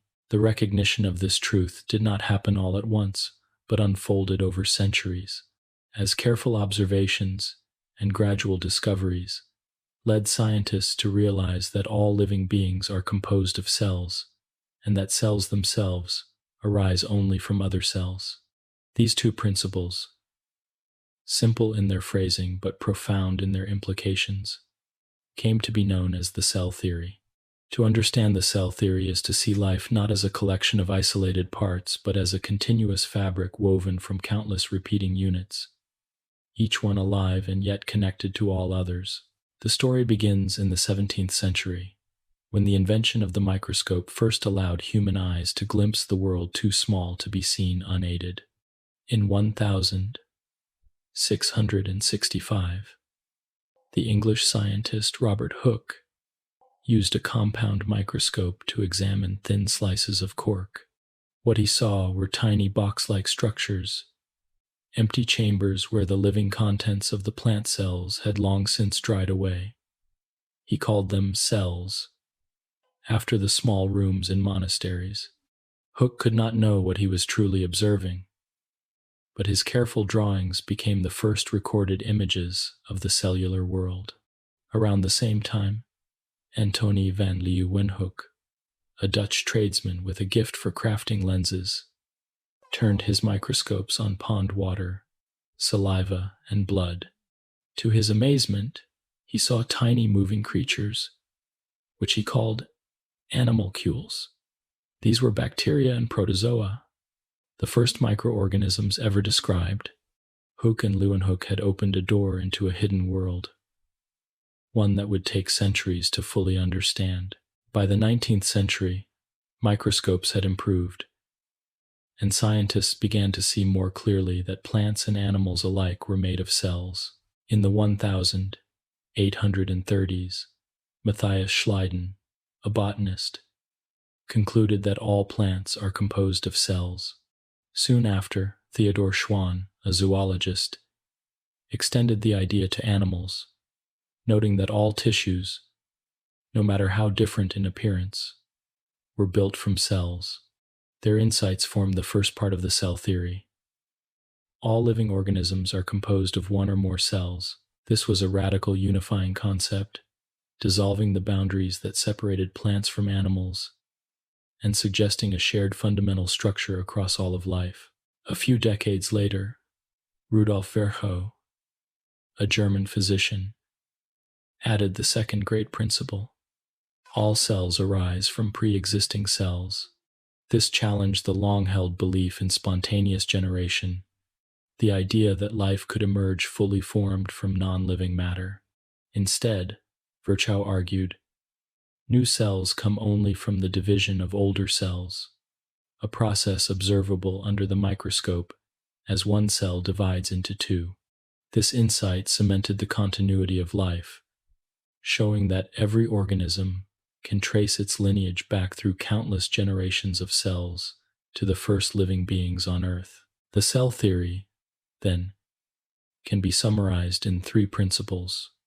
First, all living things are made of cells. Second, the cell is the basic unit of structure and function in organisms. Third, all cells arise from other cells. Each of these principles is simple, yet together they form a framework that underpins modern biology. They tell us that life is cellular in nature, that the activities of organisms are the sum of the activities of their cells, and that life is continuous through the reproduction of cells. This theory also brings with it a sense of unity. A bacterium drifting in a pond and a human body composed of trillions of cells are vastly different in scale and complexity, yet both follow the same cellular principles. In both, membranes enclose cytoplasm, DNA stores instructions, ribosomes build proteins, and metabolism sustains life. The same rules apply across all species, suggesting not only a shared structure but also a shared ancestry. Life, in all its variety, is bound together by the cell. The development of cell theory also changed how scientists viewed health and disease. Once it was understood that the body is composed of cells, it became possible to see illness as a disruption in cellular processes. Virchow himself emphasized that disease often begins in cells, a view that laid the foundation for modern pathology. The discovery of microorganisms as living cells capable of causing disease further transformed medicine, leading to germ theory and the realization that infections could be prevented or treated by targeting these cellular invaders. In this way, the humble concept of the cell reached beyond biology into the realms of medicine, agriculture, and public health. The power of cell theory lies in its ability to connect the small and the large, the microscopic and the macroscopic. Consider, for example, a leaf on a tree. Its ability to capture sunlight, exchange gases, and produce food for the plant depends on countless cells working in concert. Each cell contains chloroplasts, where photosynthesis takes place, and each chloroplast carries out reactions powered by light. The leaf as a whole performs its function only because its cells perform theirs. Likewise, the beating of your heart is the result of cardiac muscle cells, contracting rhythmically, each one driven by electrical signals and powered by mitochondria. To understand the organ, one must understand the cells. The cell theory also raises profound questions about individuality and continuity. Each of us begins as a single cell, a fertilized egg containing the instructions for building a body. That one cell divides, again and again, giving rise to all the specialized cells of tissues and organs. Every muscle fiber, every neuron, every skin cell can be traced back to that original cell, and that original cell, in turn, came from the fusion of two other cells, one from each parent. This continuity stretches backward through time, linking you to generations of ancestors and, ultimately, to the first cells that ever lived. You are, in a very real sense, an unbroken chain of cellular reproduction. There is something soothing in this thought. Cells are not merely parts of organisms, but are themselves small organisms, alive in their own right. Each cell maintains its own internal order, regulates its own environment, and reproduces according to its own cycle. Yet together, they cooperate, forming tissues, organs, and entire beings. Life, then, is both individual and collective, both cellular and organismal. The cell theory reminds us that the boundary between the part and the whole is fluid, and that existence is layered, with each level resting upon the one below. Today, the cell theory remains one of the cornerstones of biology, but it continues to expand. We now know that not all life fits neatly into the definitions of the 19th century. Viruses, for example, are not cells, yet they replicate by hijacking the machinery of cells. They blur the boundary between life and non-life, reminding us that theories are not rigid walls but evolving understandings.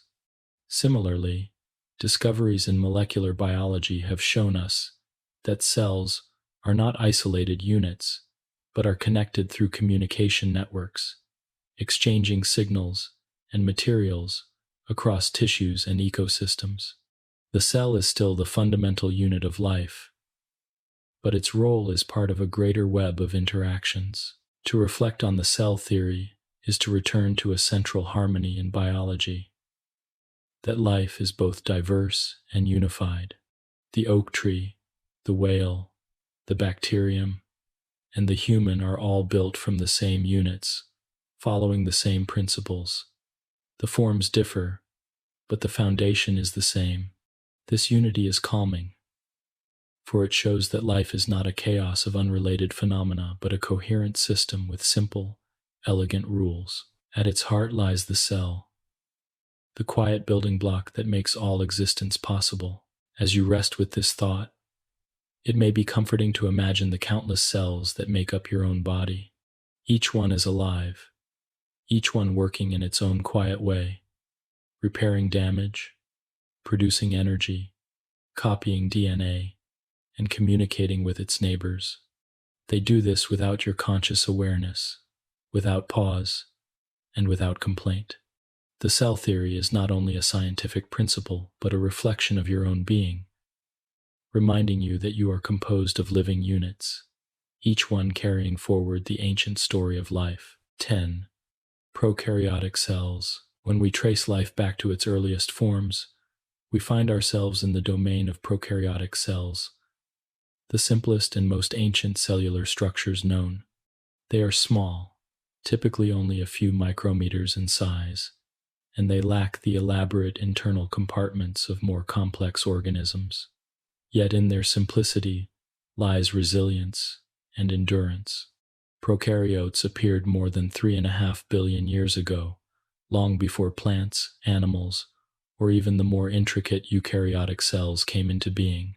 Since then, they have persisted across every environment on Earth, adapting to heat and cold, to acidity and salinity, to light and darkness. To reflect on prokaryotic cells is to encounter the quiet, enduring pioneers of life, whose basic forms and functions continue to sustain ecosystems and influence all living things.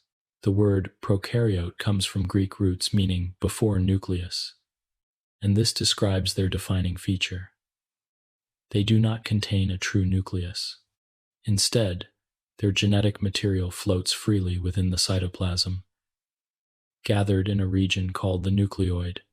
Unlike the DNA of eukaryotes, which is organized into chromosomes enclosed in a nuclear membrane, prokaryotic DNA is typically a single circular strand. This structure is small in comparison to the genomes of more complex beings, yet it carries all the instructions needed for the cell to survive, grow, and reproduce. Many prokaryotes also carry plasmids, smaller circular pieces of DNA that can move between cells, sharing traits such as antibiotic resistance. This ability to exchange genetic information gives prokaryotes remarkable flexibility, allowing them to adapt quickly to changing environments. Prokaryotic cells are broadly divided into two groups, bacteria and archaea. At first glance, they may appear similar, but in their molecular details, they are quite distinct. Bacteria are the more familiar, found in soil, water, air, and within our own bodies. They include species that recycle nutrients, ferment foods, and in some cases cause disease. Archaea, by contrast, are often found in extreme environments, hot springs, salt flats, and deep-sea vents, where temperatures and conditions are harsh. They thrive where few other organisms can survive, reminding us of Earth's early environment and the adaptability of life. Though archaea and bacteria share the prokaryotic form, their cell membranes, enzymes, and genetic processes reveal profound differences, suggesting that they diverged early in life's history. The structure of a prokaryotic cell is spare but efficient. Surrounding the cell is a plasma membrane, a lipid bilayer that controls the passage of molecules in and out. Outside this membrane, many bacteria have a cell wall made of peptidoglycan, a tough material that gives shape and protection. Archaea also have cell walls, but theirs are built from different substances, reflecting their unique evolutionary path.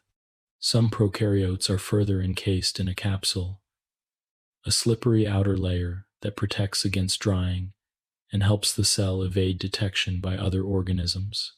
These external layers may seem simple, yet they are the first line of defense and survival in challenging environments. Within the cell, the cytoplasm is a watery solution filled with proteins, ions, and molecules. Here lie the ribosomes, the tiny machines that build proteins according to instructions from DNA.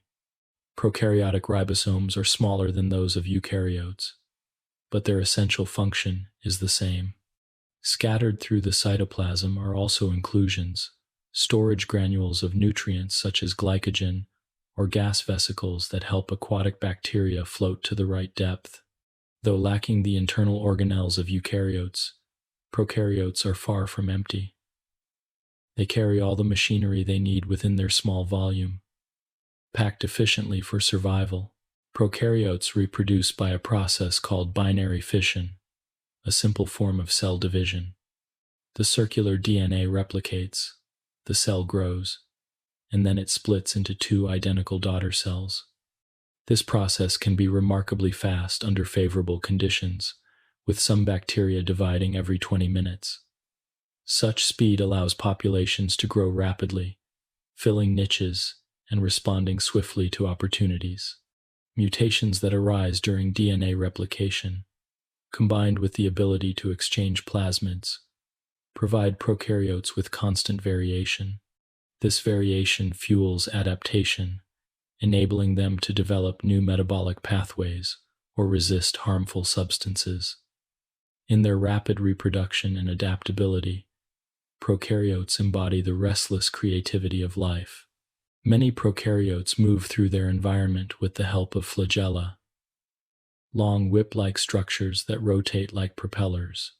Others glide across surfaces or use pili, hair-like extensions, to attach to surfaces and exchange genetic material. Some form biofilms, communities of cells that adhere to surfaces and to one another, embedded in a self-produced matrix. Biofilms can be found on river rocks, on the surfaces of teeth, or on medical implants, and they illustrate the cooperative side of prokaryotic life. Within these communities, cells share resources, protect one another, and sometimes specialize in different roles. Even in their simplicity, prokaryotes show the beginnings of collective behavior. Prokaryotes also display remarkable diversity in how they obtain energy.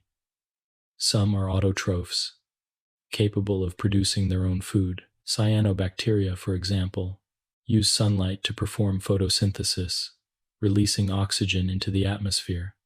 These ancient organisms are thought to have been responsible for the Great Oxygenation Event, a turning point in Earth's history when oxygen accumulated in the air and oceans.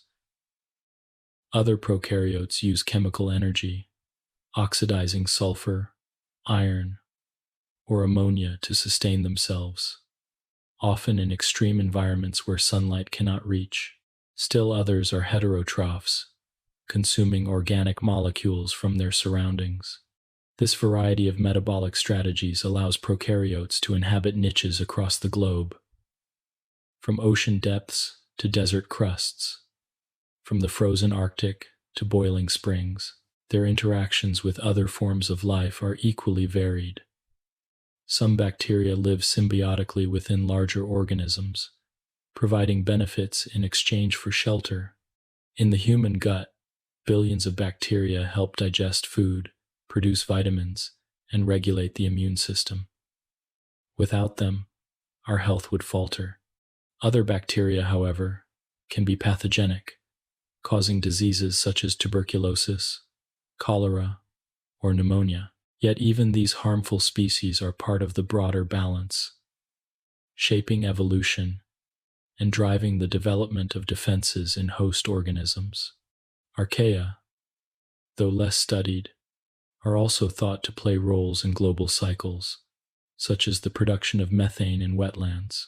When we reflect on prokaryotic cells, we are reminded of their ancient endurance. For billions of years, they have persisted, adapted, and diversified. They shaped the early Earth, producing oxygen, recycling nutrients, and creating conditions for more complex life to evolve. They remain the most numerous organisms on the planet, inhabiting every ecosystem, and often outnumbering the cells of larger beings that host them. You yourself carry more bacterial cells in and on your body than you have human cells. A reminder that life is not neatly divided but intertwined at every level. There is a calmness in recognizing that life's foundation lies in such small and simple structures. Prokaryotic cells are not elaborate, yet they are complete. Each one maintains its boundary, copies its instructions, gathers energy, and continues the cycle of life. They do not need grandeur to persist. Their simplicity is their strength. To understand prokaryotic cells is to glimpse the essence of living systems stripped to their core, enduring across time not by complexity but by adaptability. As you rest with this thought, imagine the ancient oceans where the first prokaryotes thrived, tiny cells floating in the water, dividing, absorbing energy, and leaving traces that would echo across eons. From them arose the diversity of life, but they themselves remain, unchanged in their fundamental design, still thriving today. The world we know is built upon their patient labor, their unbroken survival, their endless renewal. To reflect on them is to connect with the earliest chapter of life, a story still being written in every soil, every ocean, and even within yourself. 11. Eukaryotic cells. If prokaryotic cells are the earliest and simplest expressions of life, then eukaryotic cells represent a great leap in complexity. These cells, larger and more intricate, form the foundation of plants, animals, fungi, and countless microscopic organisms called protists. They are distinguished not by size alone, but by organization. Within their boundaries, eukaryotic cells contain specialized compartments, each one enclosed by membranes, each performing specific functions. This internal division of labor allows eukaryotic cells to be versatile, efficient, and capable of supporting the complexity of multicellular organisms. To study them is to see how life, step by gentle step, added new layers of sophistication, turning simplicity into richness. At the heart of every eukaryotic cell lies the nucleus, a double-membraned structure that protects and organizes the cell's DNA. Unlike the free-floating genetic material of prokaryotes, eukaryotic DNA is arranged into linear chromosomes, tightly wound around proteins called histones. This packaging not only fits long strands of DNA into the nucleus, but also regulates which genes are active at any given time. The nucleus is more than a container. It is a command center, orchestrating the life of the cell by controlling gene expression. Within it lies the nucleolus, a dense region where ribosomes are assembled before they leave to serve their role in protein synthesis. The separation of DNA into the nucleus gave eukaryotes a distinct advantage, shielding genetic material from damage, while allowing more refined regulation of activity. Beyond the nucleus, the cytoplasm of eukaryotic cells is filled with organelles, each one a miniature structure with its own role. The mitochondria, often called the powerhouses of the cell, are central to energy production. They take in nutrients, particularly glucose, and through a process known as cellular respiration, they generate adenosine triphosphate, or ATP, the universal currency of energy. Without mitochondria, the demands of larger, more active cells could not be met. Remarkably, mitochondria bear their own DNA, a remnant of their ancient origin as free-living bacteria that entered into a symbiotic relationship with early eukaryotic cells. This endosymbiotic partnership, forged billions of years ago, remains at the core of life today. Plant cells, and some protists, carry yet another organelle of endosymbiotic origin, the chloroplast. Like mitochondria, chloroplasts have their own DNA and were once free-living organisms. Their role is photosynthesis, the conversion of sunlight into chemical energy. Within their green membranes, light is captured and used to build sugars from carbon dioxide and water. This process not only fuels the cells that contain chloroplasts but also produces oxygen as a byproduct, transforming Earth's atmosphere and making aerobic life possible. The presence of chloroplasts allows plants to sustain themselves and, in turn, to provide food for animals, fungi. In this way, chloroplasts are not only organelles, but are global architects of ecosystems. Another central feature of eukaryotic cells is the endomembrane system, a network of interconnected structures that transport and process molecules. The endoplasmic reticulum, or ER, comes in two forms. Rough ER, studded with ribosomes, is the site where proteins are synthesized and folded. Smooth ER, lacking ribosomes, is involved in lipid synthesis, detoxification, and storage of ions. From the ER, molecules move to the Golgi apparatus, where they are further modified, packaged, and directed to their destinations. The Golgi functions as the cell's shipping center, ensuring that proteins and lipids reach the right place, whether within the cell itself or exported to the outside. This coordinated system reflects the sophistication of eukaryotic organization, with each part contributing to the whole. Eukaryotic cells also contain lysosomes and peroxisomes, organelles devoted to breaking down substances. Lysosomes act as recycling centers, filled with enzymes that digest worn-out organelles, macromolecules, and invading pathogens. By dismantling the old, they make room for the new, keeping the cell in balance. Peroxisomes carry out detoxification, breaking down harmful molecules and generating hydrogen peroxide, which they then neutralize. These organelles are guardians of cellular health, ensuring that damage does not accumulate and that balance is maintained. The cytoskeleton, an internal framework of protein filaments, provides shape and structure to eukaryotic cells, composed of microtubules, actin filaments, and intermediate filaments. The cytoskeleton is not rigid but dynamic. It allows the cell to move, to divide, and to transport organelles and molecules along its tracks. In multicellular organisms, the cytoskeleton enables cells to adopt specialized shapes. Neurons with their long extensions, muscle cells with their fibers, and epithelial cells with their flat, protective surfaces. The constant reorganization of the cytoskeleton reflects the adaptability of eukaryotic life, as cells respond to signals and changes in their environment. One of the most remarkable aspects of eukaryotic cells is their ability to communicate with one another. Embedded in the plasma membrane are proteins that sense signals from outside hormones, nutrients, or other cues. These signals are transmitted into the cell, triggering cascades of reactions that alter behavior. Some cells release chemical messengers that travel through the bloodstream or across tissues, coordinating activities on a large scale.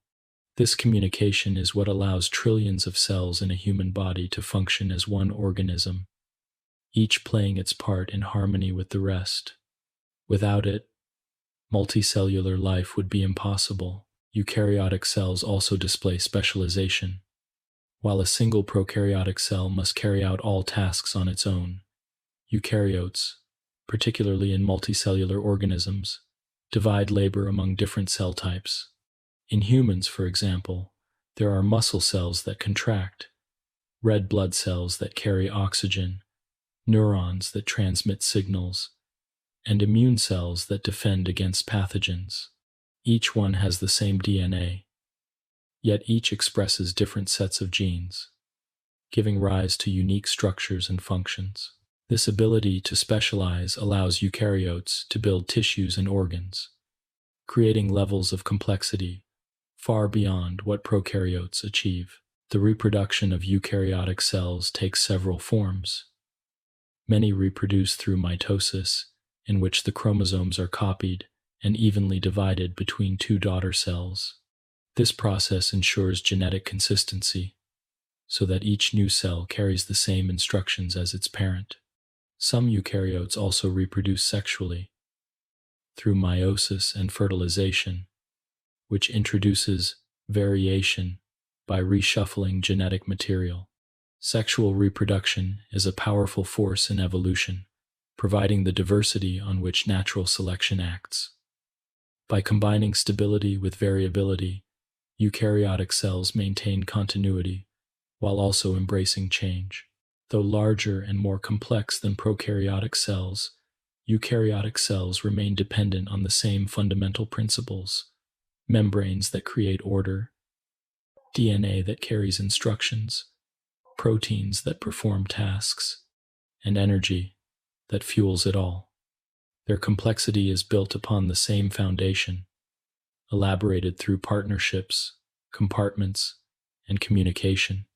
To look closely at a eukaryotic cell is to see a bustling city in miniature, with factories, power plants, highways, recycling centers, and communication systems, all enclosed within a protective boundary. Yet for all their complexity, eukaryotic cells remain fragile. They rely on careful balance, on the integrity of their membranes, the precision of their enzymes, and the stability of their genetic material. When this balance is disrupted by toxins, mutations, or external stress, the cell can falter. But when balance is maintained, eukaryotic cells show extraordinary resilience, capable of building bodies, thinking minds, and ecosystems of vast diversity. To reflect on eukaryotic cells is to see the unfolding of life's potential. From small, simple beginnings, life found a way to add layers of structure, to bring together separate elements into cooperative wholes. The nucleus and organelles, the cytoskeleton and membranes, each arose as innovations, not in isolation, but as parts of an integrated system. Together, they allow for the complexity that we see in plants reaching toward the sky, animals moving across the land, and humans pondering their own origins. As you rest with this thought, it is calming to remember that you are yourself composed of eukaryotic cells. Every heartbeat, every breath, every sensation is made possible by their ceaseless activity. Within you, mitochondria generate energy, ribosomes build proteins, nuclei regulate genes, and membranes maintain order. These processes continue without pause, quietly sustaining you. The story of eukaryotic cells is not just a chapter in the history of life, but the living reality of your own existence, unfolding in every moment, within every cell. 12. The cell membrane. To understand life at its most fundamental level, one must spend time with the boundary that makes it possible, the cell membrane. Without a membrane, a cell would not be a cell at all. Molecules would drift aimlessly. Internal chemistry would dissipate into the outside world, and no distinction could be made between inside and outside. With a membrane, however, comes order. It is a thin, delicate barrier, only a few nanometers thick, yet it defines the very existence of the cell. It provides structure, protection, communication, and control. It does so not through rigidity, but through a delicate balance of flexibility and stability. To contemplate the cell membrane is to appreciate how something so slight can hold together the essence of life. The cell membrane is built from a double layer of phospholipids, arranged in what biologists call a bilayer. Each phospholipid has two parts, a head that is hydrophilic, or attracted to water, and tails that are hydrophobic, or repelled by it. When placed in water, these molecules spontaneously arrange themselves so that the hydrophobic tails hide inward, away from water, while the hydrophilic heads face outward. The result is a sheet, 2 molecules thick, with water on both sides but a protected interior in between. This bilayer is not rigid but fluid, with molecules moving past one another like oil on water. It is this fluidity that gives the membrane its remarkable properties, allowing it to bend, to form vesicles, and to heal small tears. Embedded within this phospholipid sea are proteins, each with specific roles. Some proteins span the entire membrane, forming channels through which ions and molecules can pass. Others act as carriers, binding substances on one side and releasing them on the other. Some serve as receptors, detecting signals from the environment and triggering changes within the cell. Still others anchor the membrane to the cytoskeleton inside or to neighboring cells outside. These proteins transform the membrane from a simple barrier into a dynamic interface, enabling communication and exchange between the cell and its surroundings. The cell membrane is selectively permeable, meaning it allows some substances to pass freely while restricting others. Small, nonpolar molecules like oxygen and carbon dioxide slip through easily, diffusing in and out as needed. Water, though polar, passes through with the help of specialized protein channels called aquaporins. Larger molecules, such as glucose or amino acids, ions, with their charges, also rely on channels and pumps, which carefully regulate their flow. This selectivity is crucial. By controlling what enters and exits, the cell maintains homeostasis, a stable internal environment despite changes outside. Without such control, the cell would quickly lose its delicate balance and cease to function. Energy is often required to move substances across the membrane against their natural gradients. This process, known as active transport, uses molecules of ATP to power pumps that push ions or nutrients where they are needed. Sodium-potassium pumps, for example, are vital in nerve and muscle cells, maintaining the electrical gradients that allow signals to travel and muscles to contract. In this way, the cell membrane is not passive, but actively engaged in maintaining the conditions necessary for life. The membrane is also involved in larger-scale movements of material. Endocytosis allows the cell to engulf substances from outside, wrapping them in a pocket of membrane that pinches inward to form a vesicle. This is how cells take in nutrients, capture signaling molecules, or even engulf pathogens. The reverse process, exocytosis, expels materials, as when vesicles filled with neurotransmitters fuse with the membrane to release their contents at a synapse. These processes show that the membrane is not a wall but a dynamic surface, constantly reshaping itself to interact with the world. Another subtle but vital role of the membrane lies in communication. Receptor proteins embedded in the membrane detect signals from hormones, neurotransmitters, or other cells. When a receptor binds to its signal, it changes shape, triggering a cascade of reactions inside the cell. These signaling pathways regulate growth, metabolism, immune responses, and countless other processes. In multicellular organisms, such communication allows cells to coordinate, to act not as isolated units, but as parts of a greater whole.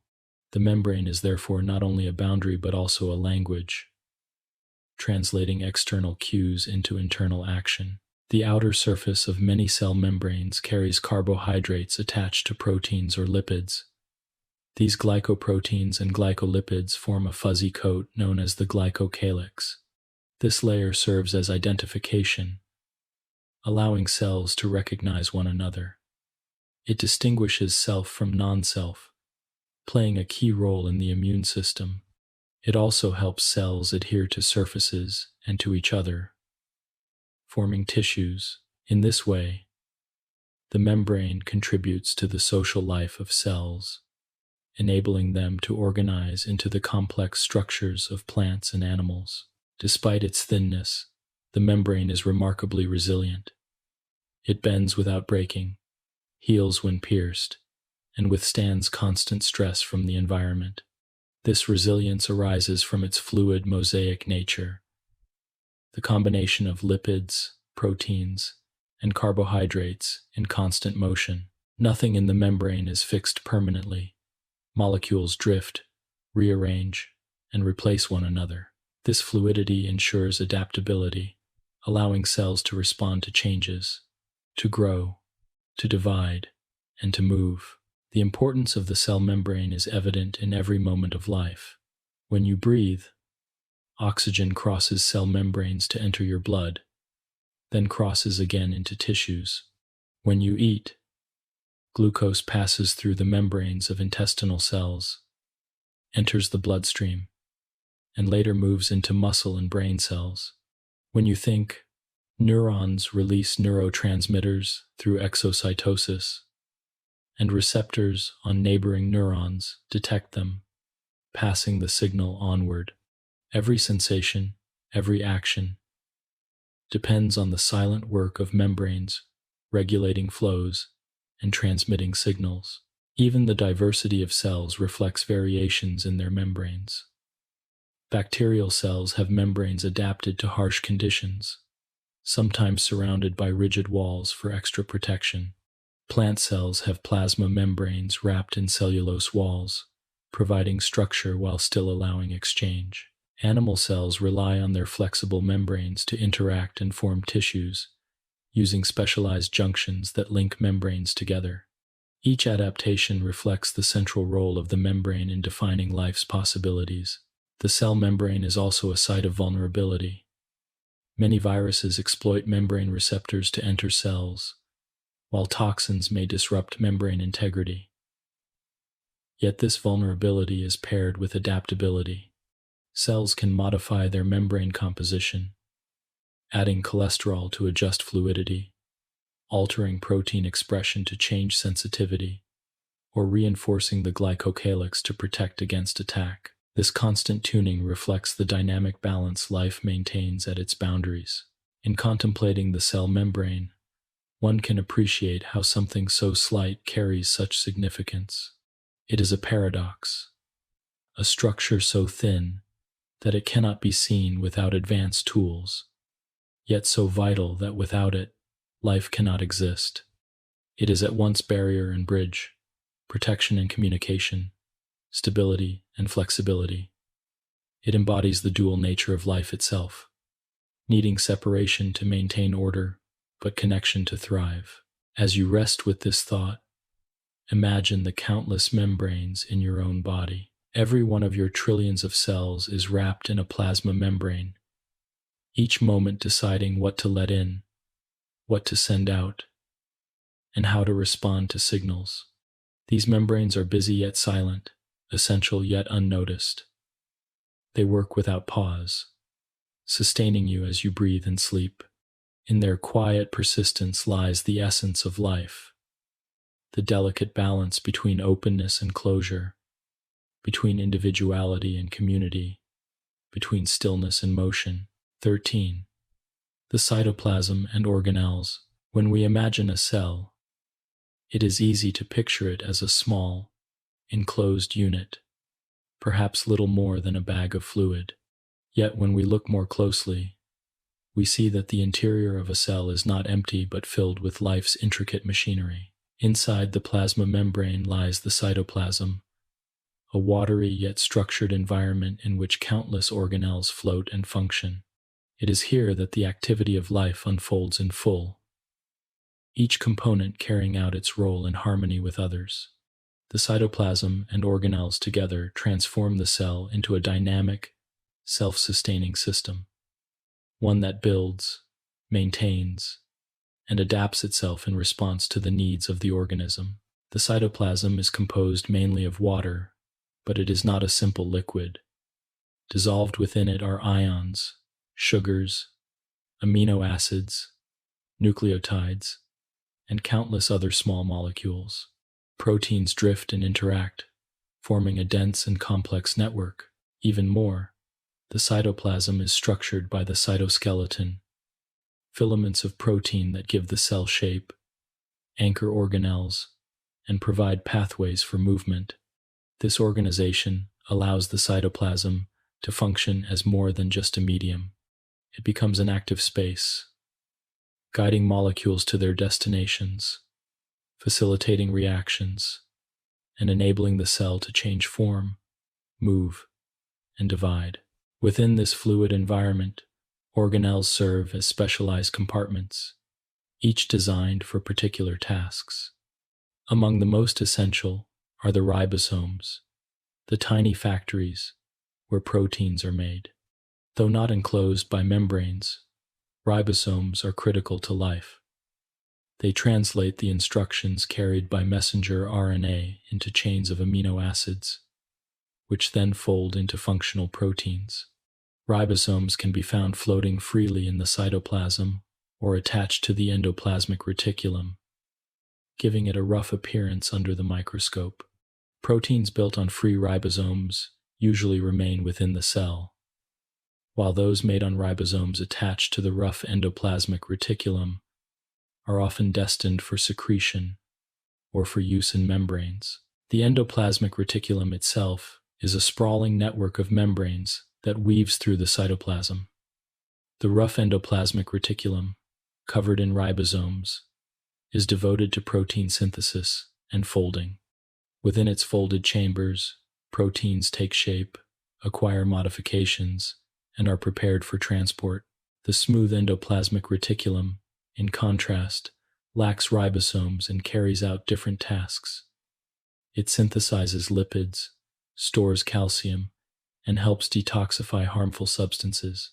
These two forms of the endoplasmic reticulum together embody the diversity of cellular needs, handling both protein and lipid production, both communication and defense. Once proteins and lipids are created, they move to the Golgi apparatus, a series of flattened, membrane-bound sacs that function as the cell's shipping and processing center.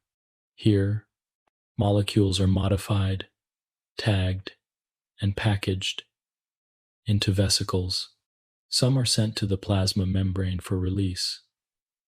Others are directed to lysosomes, and still others are delivered to specific parts of the cell.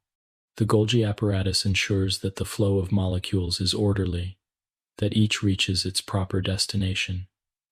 Without it, the cell would lose its organization, and its activities would falter. Lysosomes represent another essential organelle. Filled with digestive enzymes, they act as the cell's recycling centers. They break down old organelles, misfolded proteins, and foreign particles, reducing them to simpler components that can be reused. This process, called autophagy, maintains balance, and prevents accumulation of waste. Lysosomes also protect the cell by digesting invading microorganisms. Though small, their role is central to health and survival. Without them, cells would quickly become overwhelmed by damaged parts and toxic materials. Closely related are peroxisomes, organelles devoted to breaking down fatty acids and detoxifying harmful compounds. They generate hydrogen peroxide as a byproduct, but they contain enzymes that quickly neutralize it, preventing damage. Peroxisomes illustrate the careful balance of cellular chemistry, generating powerful reactions but containing them safely.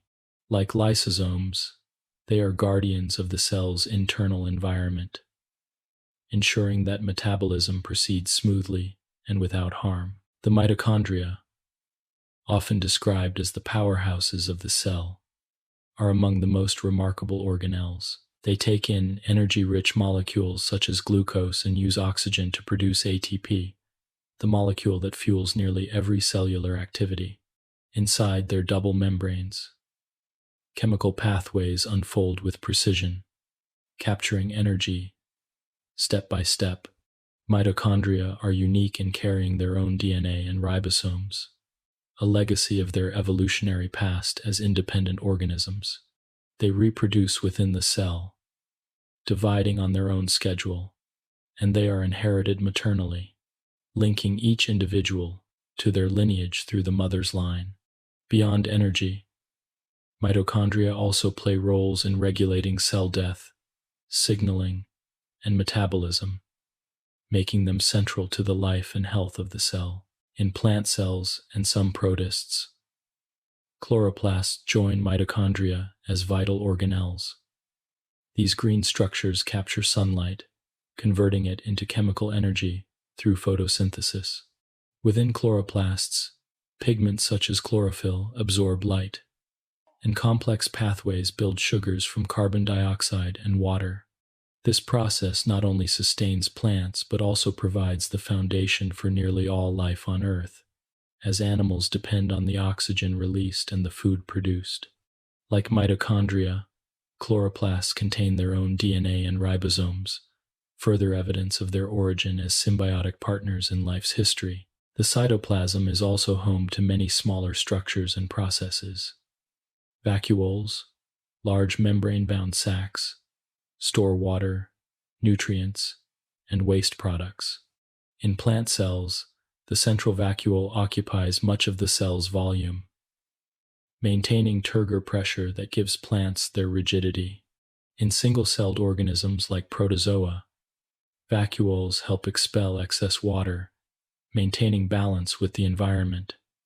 Even such simple compartments play essential roles in keeping cells alive and stable. Scattered throughout the cytoplasm are countless vesicles, tiny spheres of membrane that shuttle molecules between organelles to the plasma membrane, or from the outside world into the cell. These vesicles are the couriers of the cellular city, carrying their cargo quickly and efficiently. Their movements are guided by the cytoskeleton, which serves as a network of tracks. Motor proteins walk along these tracks, dragging vesicles with them in a process both energetic and astonishingly precise. In this way, the cytoplasm is never still, but alive with motion, a constant circulation of materials sustaining the life of the cell. It is easy to think of organelles as separate, but in truth, they are interconnected. The endoplasmic reticulum hands its products to the Golgi apparatus. The Golgi directs some to lysosomes. Lysosomes recycle components that return to the cytoplasm, ready to be used again. Mitochondria provide energy that fuels all these activities, while the nucleus oversees the instructions for making proteins and enzymes. This integration transforms the cell from a collection of parts into a coherent system, each element dependent on the others. There is a calm rhythm in recognizing how these organelles cooperate. Proteins are made, folded, packaged, transported, and recycled. Lipids are synthesized, membranes repaired, and energy generated. Damaged parts are removed, new ones built. The cycle repeats ceaselessly, with balance maintained moment by moment. Even now, within your own body, trillions of cells carry out these processes without pause, their organelles working in silent harmony. To rest on this image is to see the cell as a world in miniature, with the cytoplasm as its sea and organelles as its islands and cities. Each has its own identity, yet each contributes to the whole. The fluidity of the cytoplasm connects them, while the structure of membranes and proteins directs their roles. This world is self-sustaining, capable of growth, repair, and adaptation. It is the basis of all larger worlds, for the tissues of organisms are built from these tiny, living units. As you reflect on the cytoplasm and organelles, it becomes clear that life is not held in any one structure but in the cooperation of all. Each organelle is specialized, but none could exist long without the others. It is their unity that makes the cell alive, their balance that sustains it, and their persistence that allows life to endure. To know this is to glimpse the quiet machinery within you, at work even now, maintaining your existence with every passing moment. 14. Energy and mitochondria. If the cell is a living world in miniature, then energy is the current that flows through it, animating every process, every reaction, and every movement. Life is defined by the ability to transform energy, to capture it, to store it, and to use it for work. Without a steady supply of energy, the complex machinery of the cell would grind to a halt. Proteins would cease their folding, DNA would no longer be copied, signals would no longer be transmitted, and membranes would fail to maintain their delicate balance.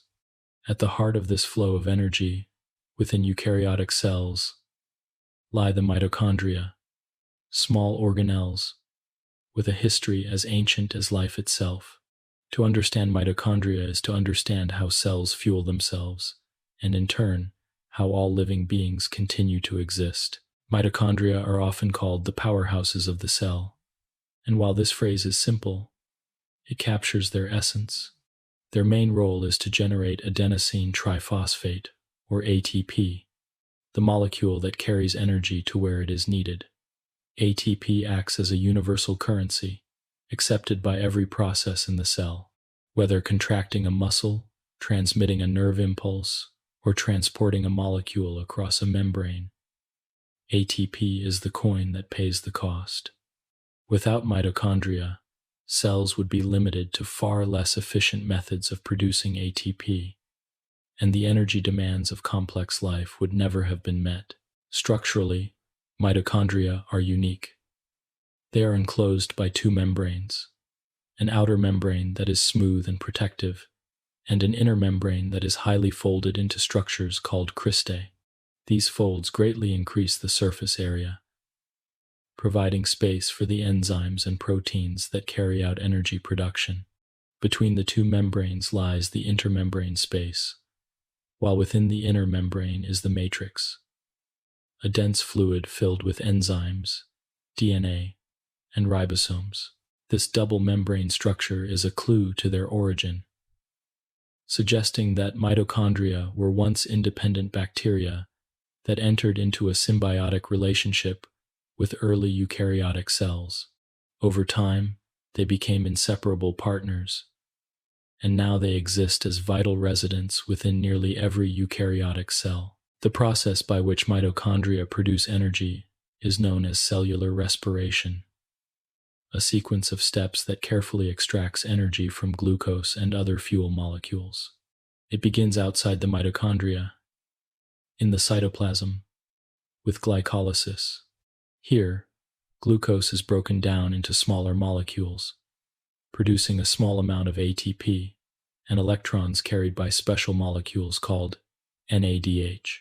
These fragments of glucose then enter the mitochondrion, where the citric acid cycle, also known as the Krebs cycle, takes place in the matrix.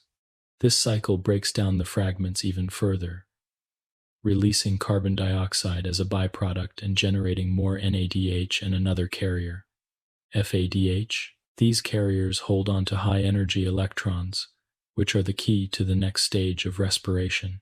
The inner membrane of the mitochondrion is where the final and most productive stage unfolds. The electron transport chain.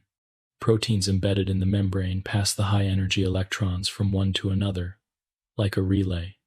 With each step, energy is released and used to pump protons from the matrix into the intermembrane space. This creates a gradient, with more protons outside than inside.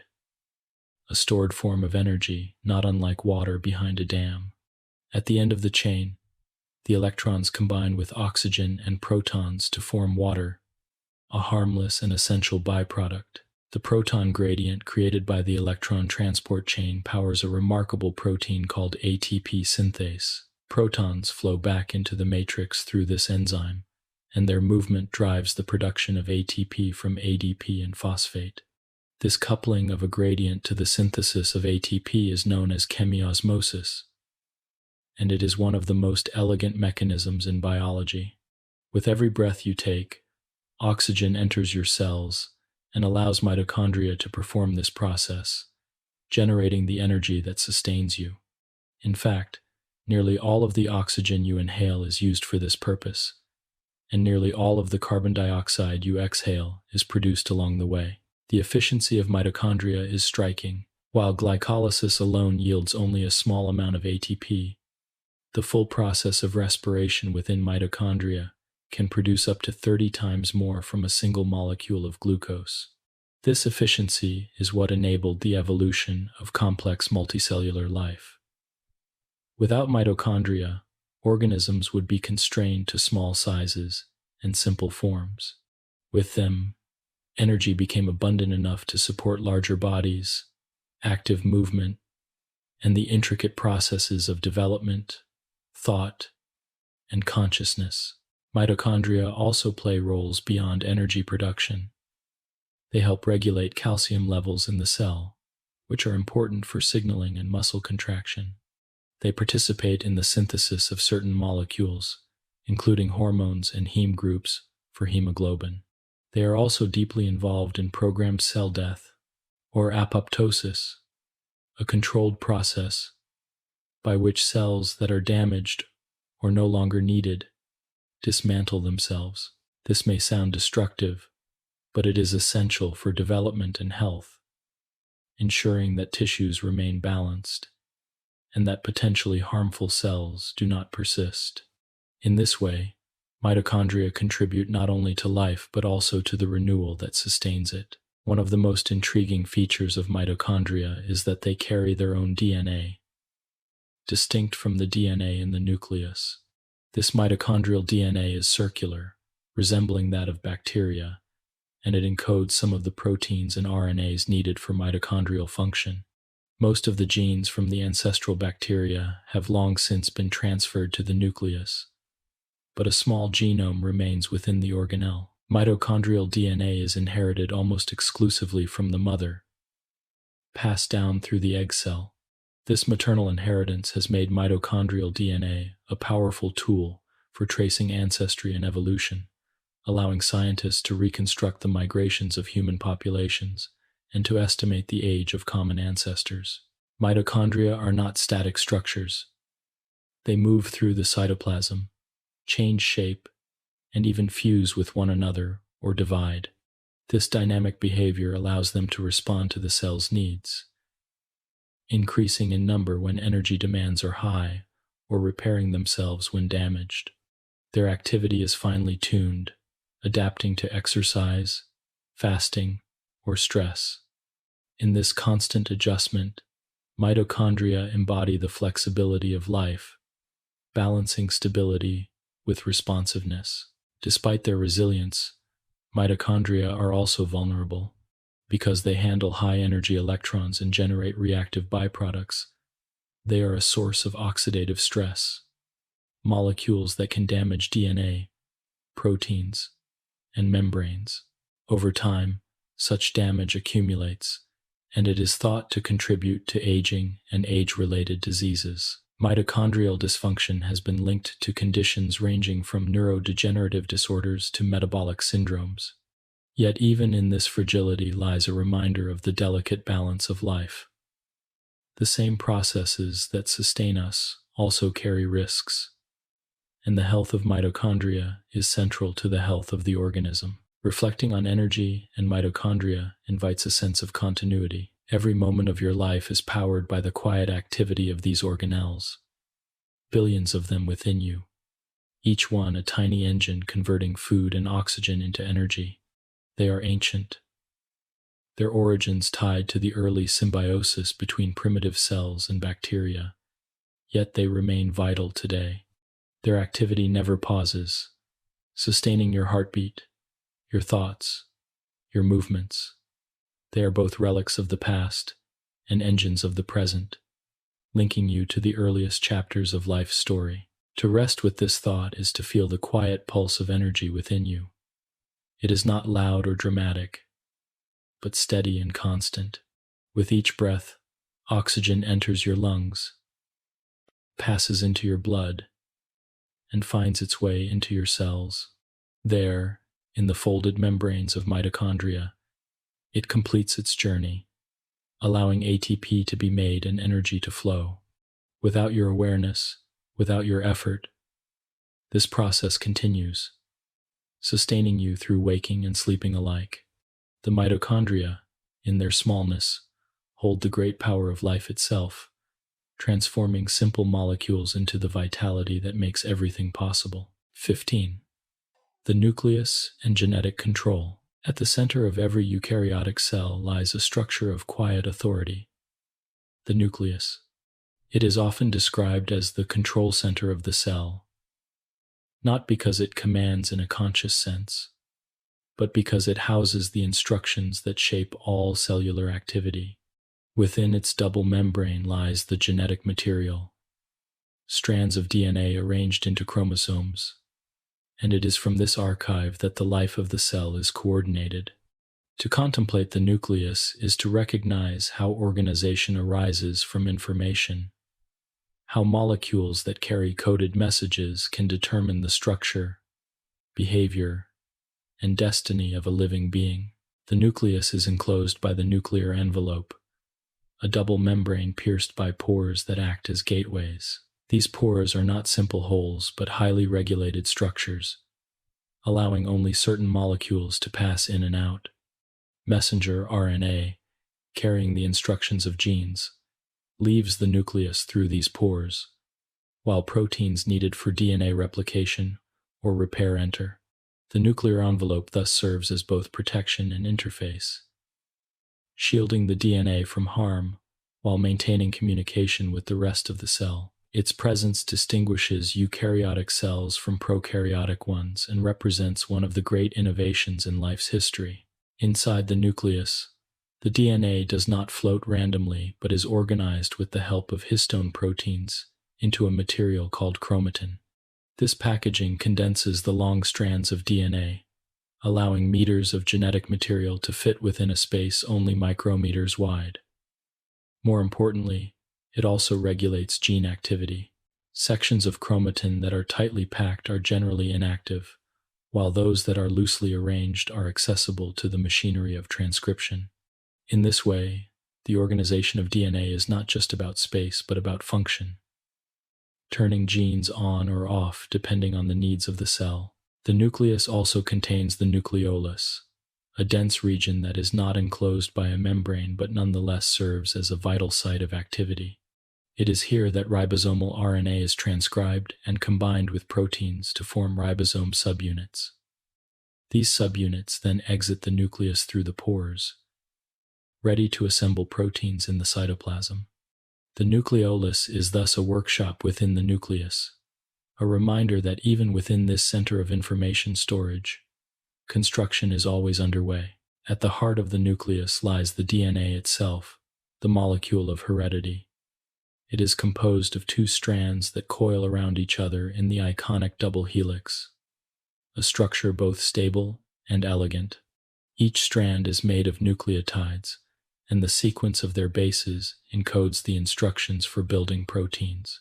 These instructions are organized into genes, discrete units of information. Though not all DNA consists of genes, surrounding and between them are regulatory regions that determine when and how strongly genes are expressed, as well as stretches whose functions are still being uncovered.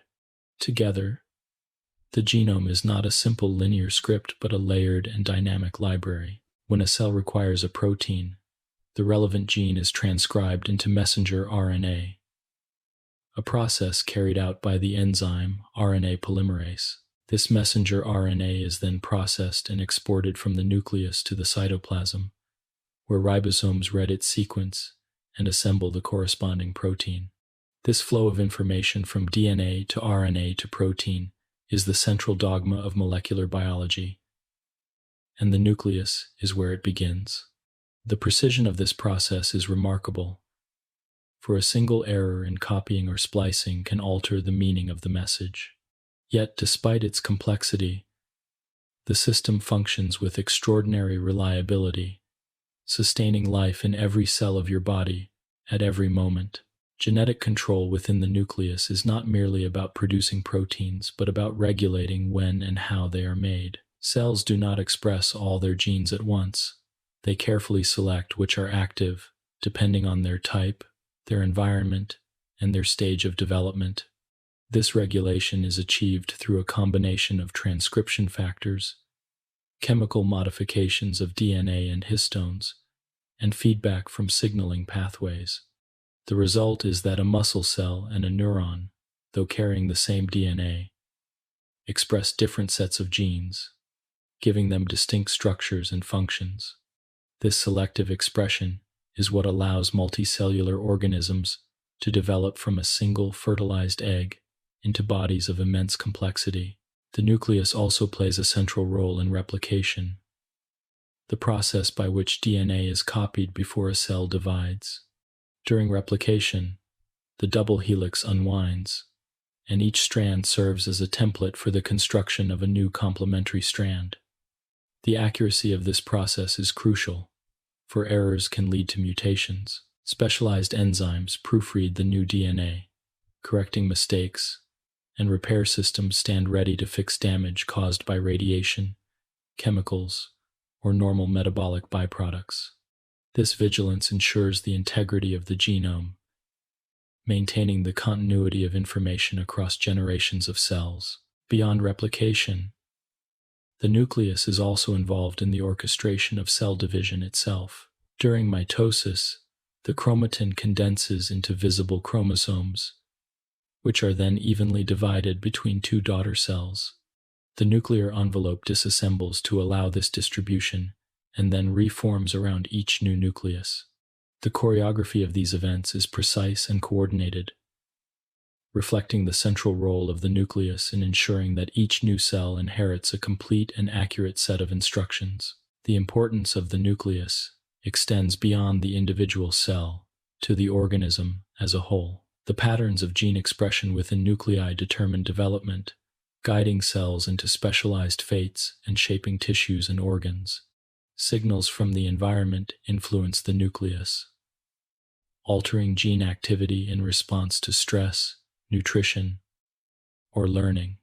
In this way, the nucleus is both archive and interpreter, carrying the memory of the past while responding to the present. Its dual role allows life to be both stable and adaptable, both continuous and flexible. Reflecting on the nucleus invites a sense of humility. Within each of your trillions of cells lies a nucleus, and within each nucleus lies the DNA that encodes the instructions for you. These instructions are ancient, shaped by countless generations of evolution, yet they are also unique, a combination never before seen.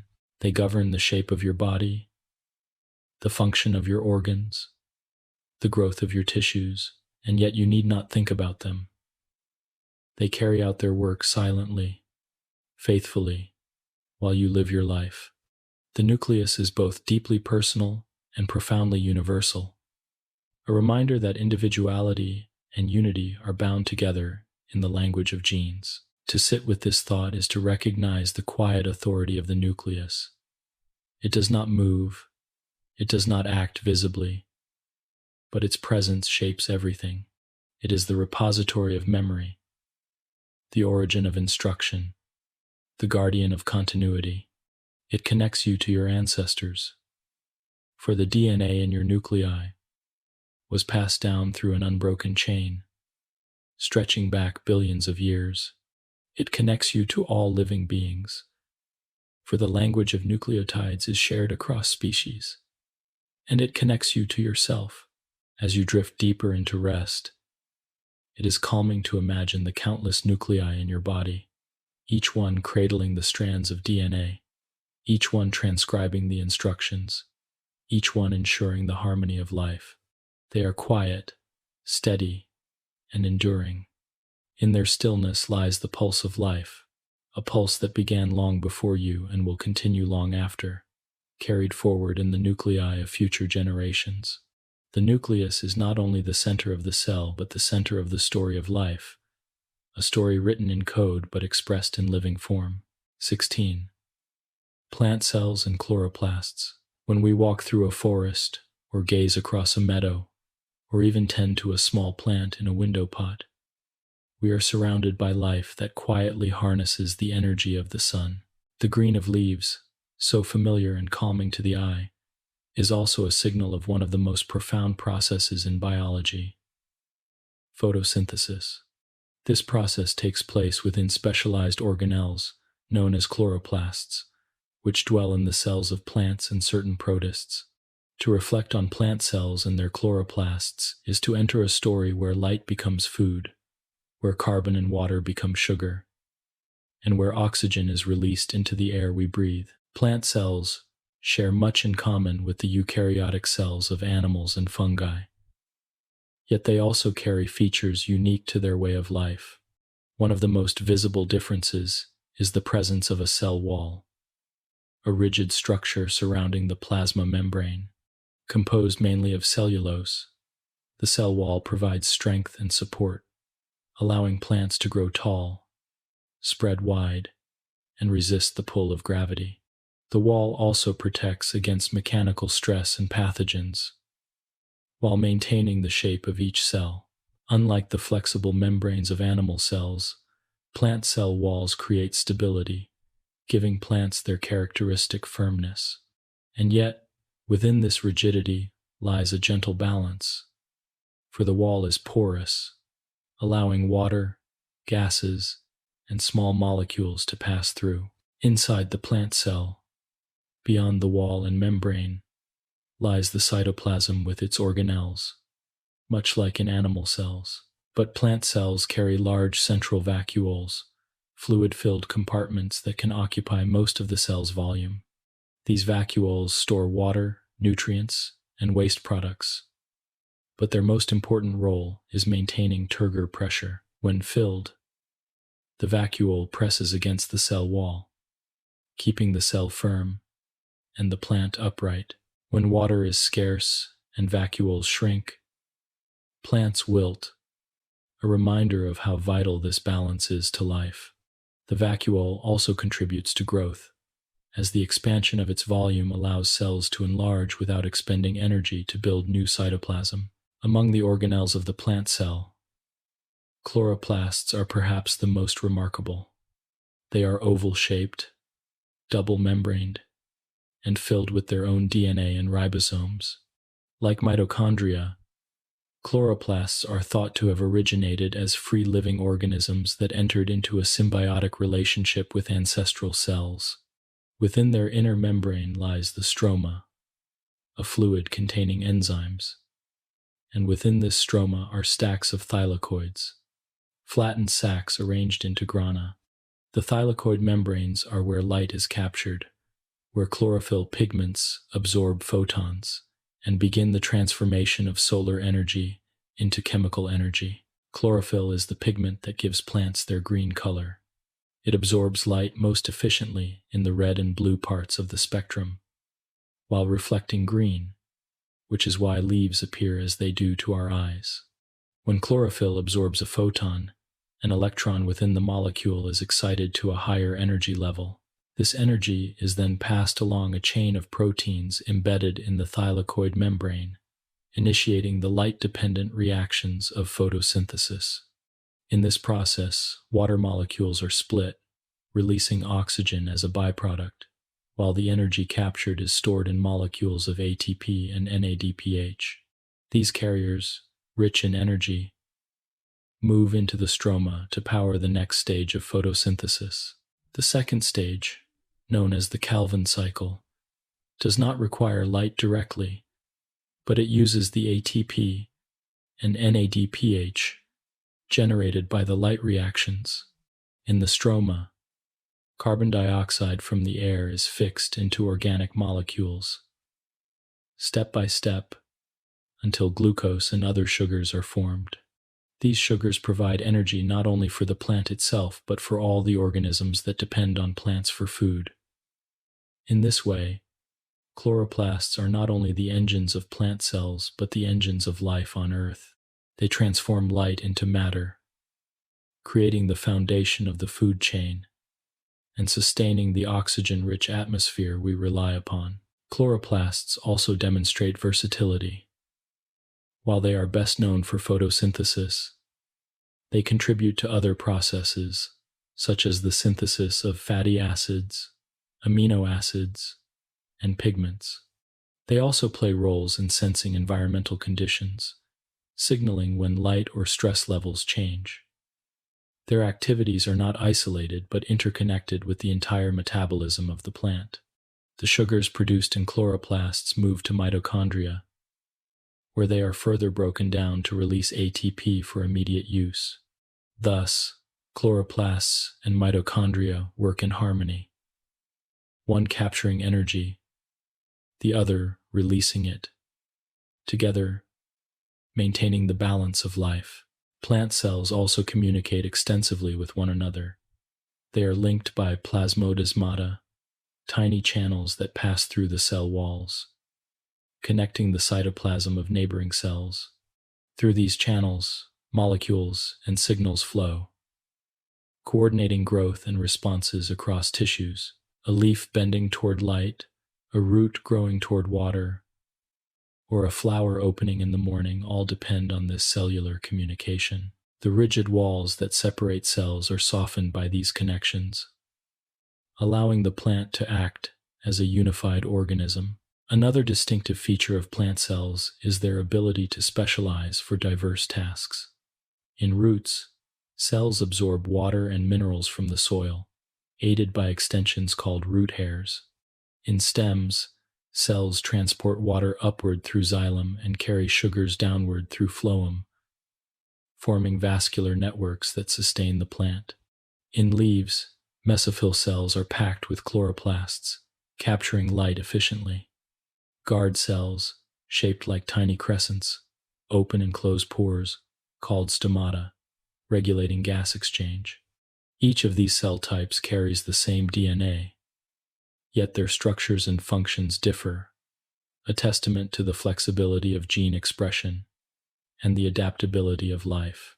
The existence of chloroplasts also ties plant life to the history of the planet. Billions of years ago, cyanobacteria, capable of photosynthesis, transformed Earth's atmosphere by releasing oxygen. This great oxygenation event paved the way for aerobic organisms, including ourselves. Later, ancestral eukaryotic cells engulfed cyanobacteria, giving rise to chloroplasts. This partnership persists in every green leaf today, a living memory of ancient events. Each breath of oxygen we take carries the legacy of those early photosynthesizers and their transformation of Earth's environment. Reflecting on plant cells and chloroplasts brings a sense of calm recognition. These cells, quiet and unassuming, stand in fields, forests, and gardens, silently capturing sunlight.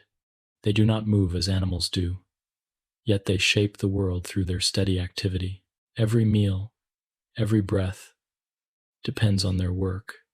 The air is filled with oxygen because of them, and the food web is built upon the sugars they produce. Their contribution is constant, gentle, and sustaining.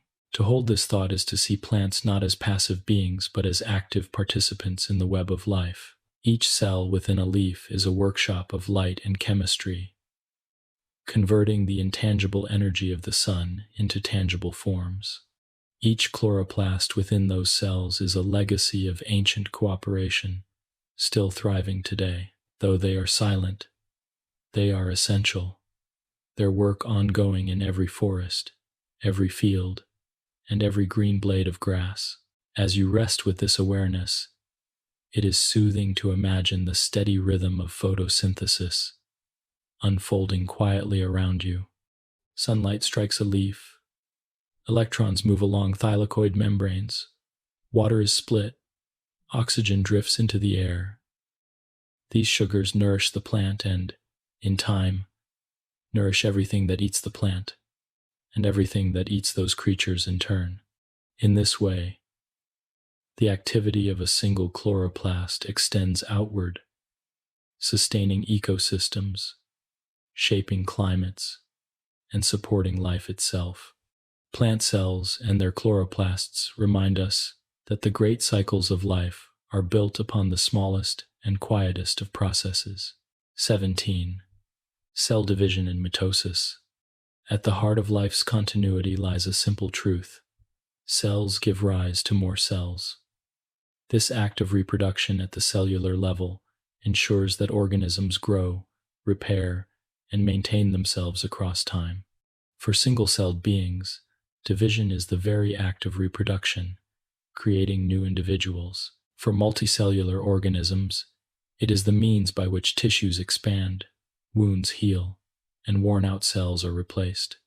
Among the many ways that cells divide, mitosis stands as the central process for eukaryotic cells, a carefully orchestrated series of events that ensures genetic material is copied and distributed faithfully.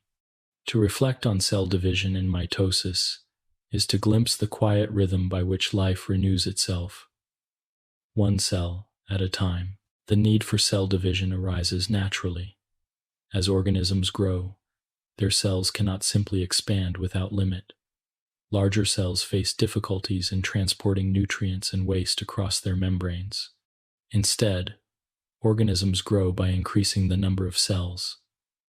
Likewise, when tissues are damaged, new cells are required to replace those that are lost. Even in a healthy body, cells have limited lifespans. Skin cells are shed, blood cells circulate for only a few months, and intestinal cells are replaced within days. Behind the scenes, mitosis ensures that new cells take their place, each carrying a complete set of genetic instructions. The process begins long before division itself. In the cell cycle, this cycle has distinct phases, each with its own purpose. In the first growth phase, known as GON, the cell increases in size, produces proteins, and prepares for replication. Next comes the synthesis phase, or S phase, when DNA is carefully duplicated so that each chromosome consists of two identical sister chromatids joined at a centromere. After synthesis, the cell enters the second growth phase, G2, where it continues to grow and checks its duplicated DNA for errors. Only after these preparations does the cell move into mitosis, the stage where chromosomes are distributed into two new nuclei. Finally, the cell completes the cycle with cytokinesis, the division of the cytoplasm, producing two daughter cells. Mitosis itself is divided into stages, though the flow is continuous, like movements in a gentle dance. The first stage is prophase. Here, the chromatin, which is usually loose and uncoiled, begins to condense into visible chromosomes. Each chromosome now consists of two sister chromatids, identical copies joined together. The nuclear envelope starts to break down, and the nucleolus fades from view. Meanwhile, structures called centrosomes move to opposite poles of the cell, sending out microtubules that form the mitotic spindle. This spindle will guide the chromosomes later, ensuring they are divided evenly. As prophase progresses, the cell enters prometaphase. The nuclear envelope fragments completely, leaving the chromosomes free within the cytoplasm. The microtubules of the spindle attach to specialized regions on the chromosomes called kinetochores, located at the centromeres. Some microtubules attach to kinetochores, while others interact with each other, stabilizing the spindle. The cell now prepares for the critical alignment of chromosomes that ensures proper division. This alignment occurs in metaphase, often considered the most recognizable stage of mitosis. The chromosomes are maneuvered by the spindle until they line up along the metaphase plate, an imaginary line equidistant from the two poles of the cell. This alignment is essential, for it ensures that each new cell will receive one copy of every chromosome. A checkpoint here confirms that all chromosomes are properly attached to the spindle before division proceeds. Only when everything is in place does the cell move forward. Next comes anaphase, the moment of separation. The centromeres split, and the sister chromatids are pulled apart toward opposite poles of the cell.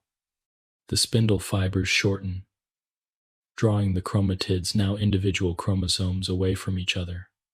At the same time, the cell itself elongates, as other spindle fibers push against one another.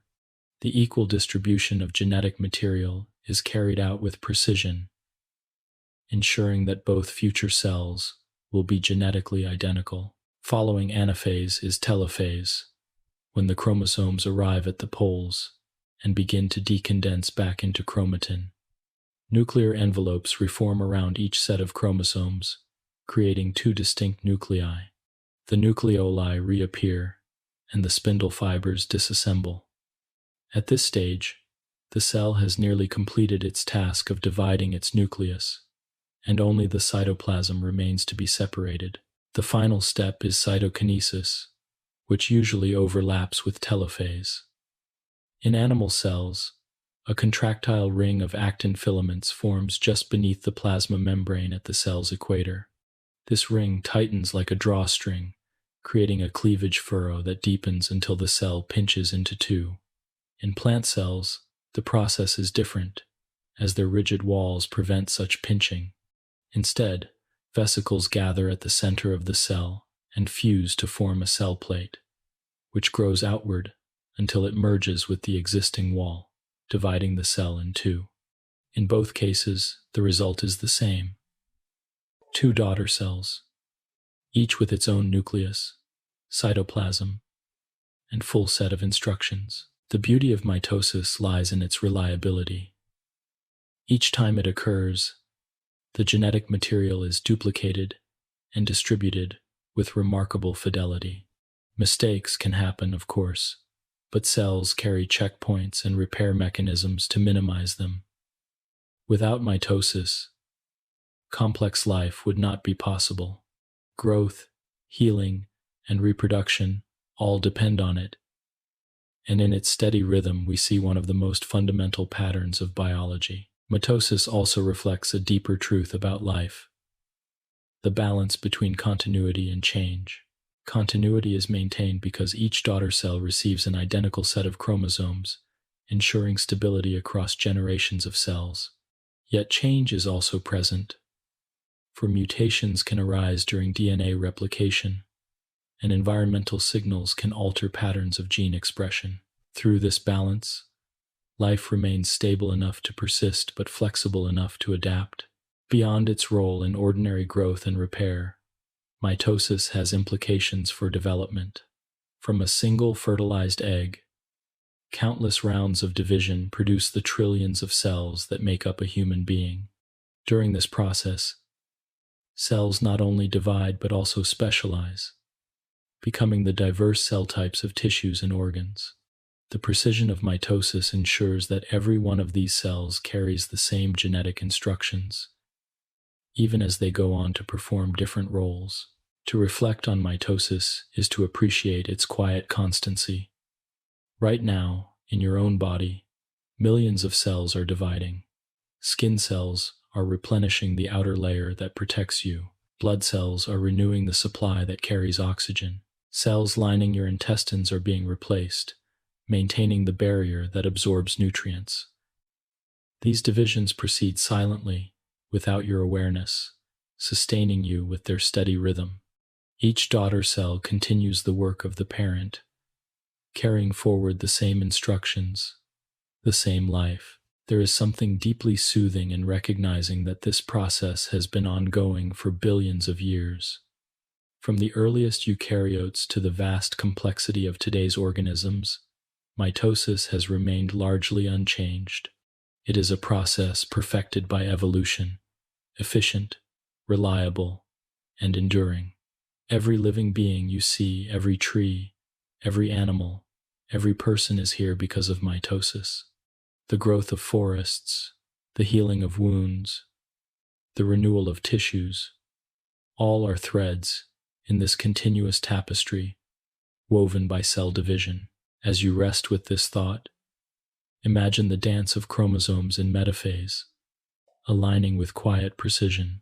Picture the gentle pulling apart of chromatids, the reformation of nuclei, the pinching of membranes. It is not dramatic but rhythmic, not chaotic but ordered. It is the heartbeat of cellular life, steady and calm. In mitosis, we see not only the mechanics of division, but the essence of renewal, the silent assurance that life continues, moment by moment, cell by cell. 18. Meiosis and genetic diversity. While mitosis is the process that ensures continuity and stability in growth and tissue maintenance, there is another form of cell division that brings about variation, reshuffling the genetic deck with every generation. This process is meiosis, and it is through meiosis that organisms which reproduce sexually create gametes, sperm and egg cells in animals, pollen and ovules in plants. Unlike mitosis, which produces 2 genetically identical daughter cells, meiosis produces 4 daughter cells, each with half the number of chromosomes as the original. This reduction is essential, for it ensures that when gametes fuse during fertilization, the chromosome number is restored, not doubled endlessly. More than this, meiosis introduces diversity, making each offspring genetically unique. To reflect on meiosis is to witness life's strategy for balancing stability with change, for weaving variation into the continuity of heredity. The need for meiosis arises from the nature of chromosomes. In most eukaryotic organisms, chromosomes come in pairs, one from each parent. This diploid state is stable, but when gametes form, they must carry only one set, making them haploid. Otherwise, fertilization would produce cells with too many chromosomes, quickly leading to imbalance. Meiosis solves this problem by halving the chromosome number, while at the same time creating opportunities for recombination and assortment.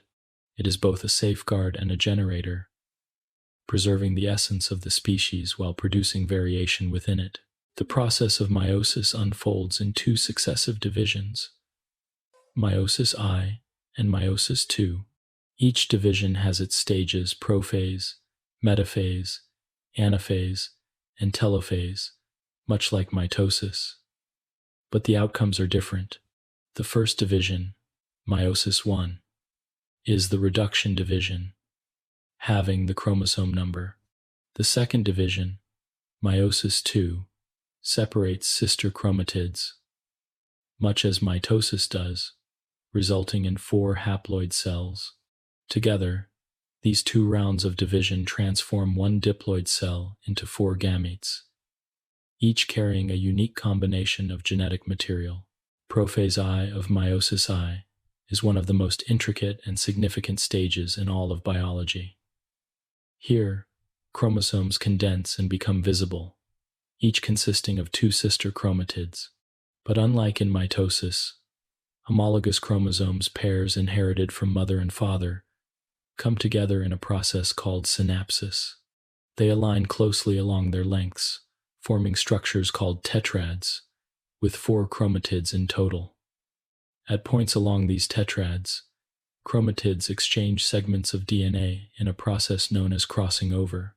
This exchange shuffles genetic material between maternal and paternal chromosomes, creating new combinations of genes. It is here, in this quiet molecular exchange, that much of genetic diversity is born. After prophase 1, the cell enters metaphase 1. The tetrads align along the metaphase plate, with 1 homologue on each side. The orientation is random.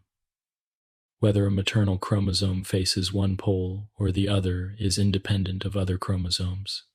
This independent assortment adds another layer of variation, ensuring that each gamete receives a different mix of maternal and paternal chromosomes. The number of possible combinations is immense. In humans, with 23 pairs of chromosomes, the potential arrangements exceed 8 million before even considering crossing over. Anaphase follows, with homologous chromosomes pulled apart toward opposite poles. Unlike in mitosis, sister chromatids remain attached, moving together. Telophase 1 and cytokinesis complete the division, producing 2 haploid cells, each with half the original chromosome number but with chromosomes still in duplicated form. Already, genetic diversity has been introduced through crossing over and assortment, and the process is only halfway complete. The second division, meiosis II, resembles mitosis but begins with haploid cells. Prophase 2 prepares the chromosomes, metaphase 2 aligns them at the center, and in anaphase 2, sister chromatids finally separate and move toward opposite poles. Telophase 2 and cytokinesis then divide the cells once more, resulting in 4 haploid gametes. Each gamete carries 1 complete set of chromosomes, each set a unique mosaic of maternal and paternal contributions. This uniqueness is the foundation of individuality, the reason no 2 siblings except identical twins are genetically the same. The outcome of meiosis is not only the production of gametes, but also the renewal of diversity within a population. Diversity is the raw material of evolution, the variation upon which natural selection acts. Without meiosis, offspring would be identical to their parents, and adaptation to changing environments would be limited. With meiosis, every generation introduces new combinations, some advantageous, some neutral, and some less so.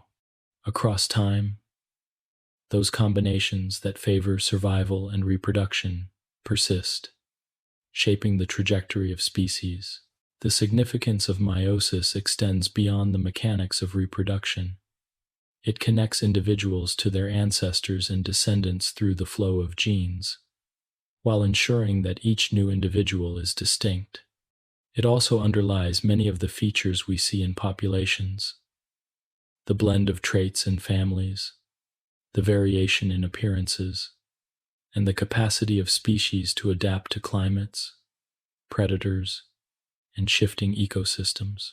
Meiosis is a quiet yet powerful force, shaping the living world not through sudden leaps but through the steady generation of difference. It is also worth noting that meiosis carries risks. Errors can occur in chromosome segregation, leading to gametes with too many or too few chromosomes. Such errors, called non-disjunctions, can cause conditions such as Down syndrome in humans. Other errors may lead to infertility or developmental issues. These imperfections remind us that while meiosis is finely tuned, it is not flawless. Yet even with these risks, the benefits of diversity and adaptation far outweigh the costs. And so meiosis remains the chosen path of sexual reproduction. Reflecting on meiosis brings a sense of both continuity and novelty. Each of us is the product of countless generations of meiosis, each reshuffling the genetic deck, each combining and recombining DNA. The genes we carry are ancient, but their arrangement within us is new, never before seen, and never to be repeated in exactly the same way. Meiosis ensures that life is both a thread linking the past to the present and a branching tree creating endless new forms. To sit with this thought is to feel the quiet wonder of individuality, the unique patterns in your eyes, the particular shape of your hands, the subtle features of your face, all arise from the shuffling of genes in meiosis. At the same time, these features carry echoes of your ancestors, traces of those who came before. Meiosis is the bridge between sameness and difference, between inheritance and change. As you imagine this process, you might picture the dance of chromosomes in prophase 1, aligning and crossing over, exchanging pieces like partners, trading steps. You might see the random orientation in metaphase I, each pair choosing a direction, setting the stage for a new combination. You might follow the final separation in anaphase 2, as chromatids move apart, ensuring that each gamete is unique. This dance is silent, invisible to the eye, yet its consequences fill the living world with variety and possibility. In meiosis, life reveals its strategy for resilience, never the same, always renewed, endlessly experimenting with new forms.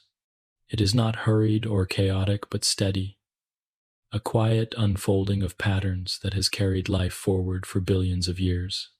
Even now, within countless organisms around the earth, meiosis is at work, ensuring that tomorrow's life will be connected to today's, yet never identical. In this way, it sustains both continuity and diversity, the twin foundations of life's story. 19. Genetics and heredity. If meiosis is the mechanism that generates diversity, then genetics is the study of how that diversity is passed along from one generation to the next.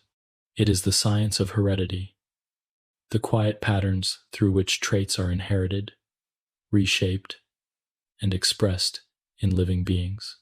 To contemplate genetics is to see how the invisible language of DNA becomes the visible variety of forms and features in the world around us.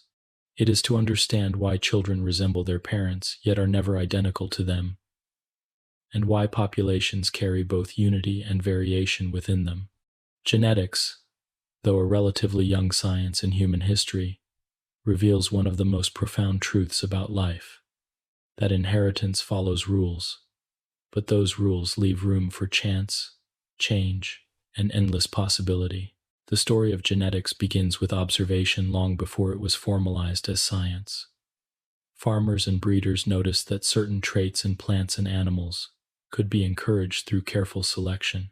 Seeds from the tallest plants tended to yield tall offspring, and animals with desirable characteristics could be bred to strengthen those traits in their herds. Yet it was not until the 19th century that the underlying patterns began to be uncovered in a systematic way.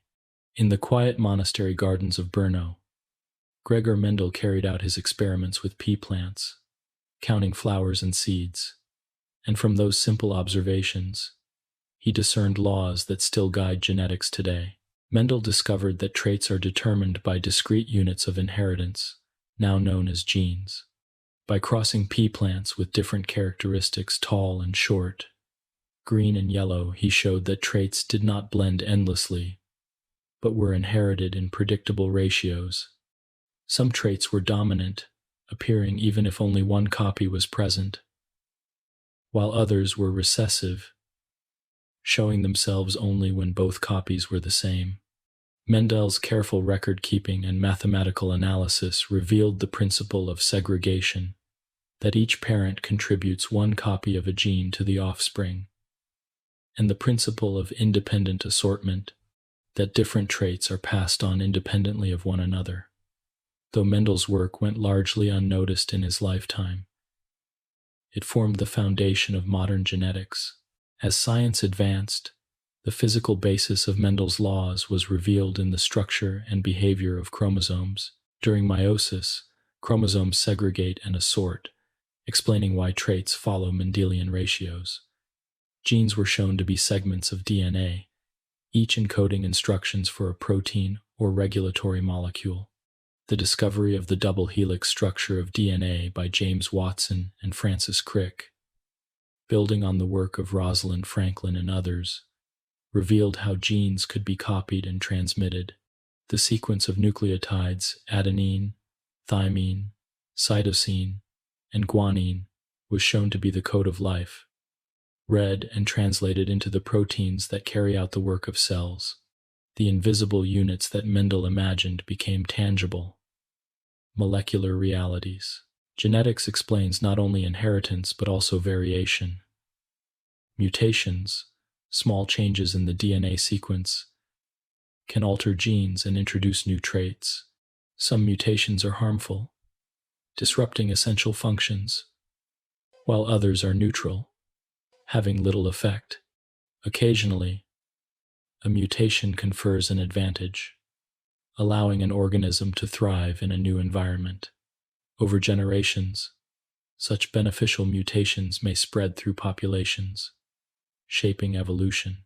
In this way, genetics is the bridge between inheritance and natural selection, the mechanism by which populations change while maintaining continuity. Within individuals, the expression of genes is not always straightforward. Dominant and recessive patterns are common, but other modes of inheritance exist. In incomplete dominance, neither allele is fully dominant, and the result is an intermediate trait, such as pink flowers from red and white parents. In codominance, both alleles are expressed equally, as in human blood types, where both A and B can appear together. Some traits are influenced by multiple genes, producing continuous variation, such as height or skin tone. Others are shaped by interactions between genes and the environment, illustrating that inheritance is not destiny but possibility shaped by circumstance.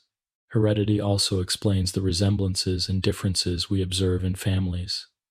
Each child inherits half of their DNA from each parent, a unique combination created by the shuffling of meiosis.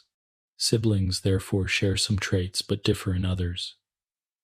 Identical twins, arising from the same fertilized egg, share the same genetic instructions, yet even they may differ in subtle ways due to environmental influences and epigenetic changes, chemical modifications that affect gene expression without altering the DNA sequence itself. These layers of inheritance remind us that life is not a rigid script but a flexible interplay of information and experience. Beyond individual traits, genetics reveals the deep unity of life. The genetic code is nearly universal, shared across bacteria, plants, animals, and humans. A gene that produces a protein in one species can often function in another, demonstrating the common ancestry of all living beings. This universality allows scientists to study genes in model organisms such as fruit flies or mice and apply the knowledge to humans. It also shows that the diversity of life arises not from different languages but from different combinations and expressions of the same fundamental code. Genetics also connects us to history and ancestry. By comparing DNA sequences, scientists can trace lineages, uncovering the migrations of human populations across continents, the domestication of plants and animals, and the relationships between species. Each genome carries a record of its past, a story written not in words but in sequences of nucleotides.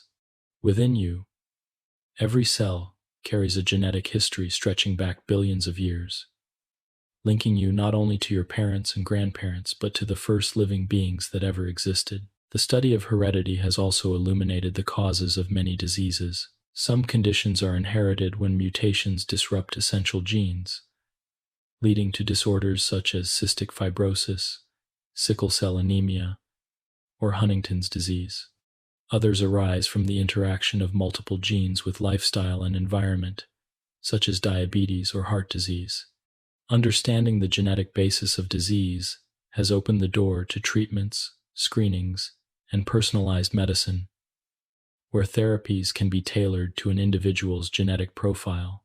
Yet even here, genetics reminds us of balance. For traits that cause disease in one context, may confer advantages in another, as the sickle cell trait protects against malaria. Reflecting on genetics and heredity reveals both order and mystery. The order lies in the patterns, ratios, laws, and codes that govern inheritance. The mystery lies in the variation, the unexpected outcomes, the subtle influences of environment and chance. Together, they create the tapestry of life, where no two individuals are the same, yet all are connected by shared principles. Genetics shows us that life is not fixed but dynamic, always experimenting, always generating new forms within the framework of continuity. To rest with this thought is to appreciate the quiet power of heredity. Each of us carries within ourselves the legacy of countless generations, the information that allowed our ancestors to survive, adapt, and pass life forward. Each of us also carries variations that make us unique, differences that may shape the future in ways we cannot yet see. Genetics is both memory and possibility, binding us to the past and opening paths to the future. As you let this reflection settle, imagine the invisible threads of DNA linking generations together, strands passing from parents to children, weaving through time. Imagine Mendel in his garden, counting seeds, glimpsing patterns that echo in every living being. Imagine the double helix, twisting silently within your cells, copied and read in every moment of your life. In these images lies the calm assurance that heredity is steady, enduring, and endlessly creative. It is the quiet mechanism by which life persists, changes, and continues its journey across the ages. 20. Conclusion. From molecules to cells, as we come gently to the close of this long exploration, it is worth pausing to reflect slowly on the path we have followed. We began in a place so small it is almost beyond imagination, in the realm of atoms and molecules, the quiet foundations upon which everything rests. There, in the dance of carbon, hydrogen, oxygen, and nitrogen, the simplest beginnings of life were set into motion. These atoms, when joined in bonds and patterns, formed the molecules of life water, with its unusual and life-sustaining properties, sugars that stored and shared energy, lipids that created barriers and membranes, proteins that folded into intricate shapes to carry out the countless tasks of living, and nucleic acids that held the instructions to make it all possible. Step by step, molecule by molecule, the groundwork for life was laid. From there, we traced how these molecules found harmony within the first cells. The earliest compartments, fragile protocells, emerged when lipids enclosed water and solutes, separating the inside from the outside. In that separation, order was born. Enzymes began to catalyze reactions within. Nucleic acids began to copy themselves, and the first faint whispers of heredity arose. Over billions of years, cells grew more refined, more stable, more capable of sustaining themselves in a changing world. Out of that long and patient history came the prokaryotes, the simplest and yet most enduring forms of life, small but infinitely adaptable. And later, in another leap of cooperation, came the eukaryotes, with their nuclei and organelles, their intricate structures that allowed for greater complexity, greater energy, and eventually multicellular life. We then lingered with the organelles themselves, wandering through the quiet city of the cell.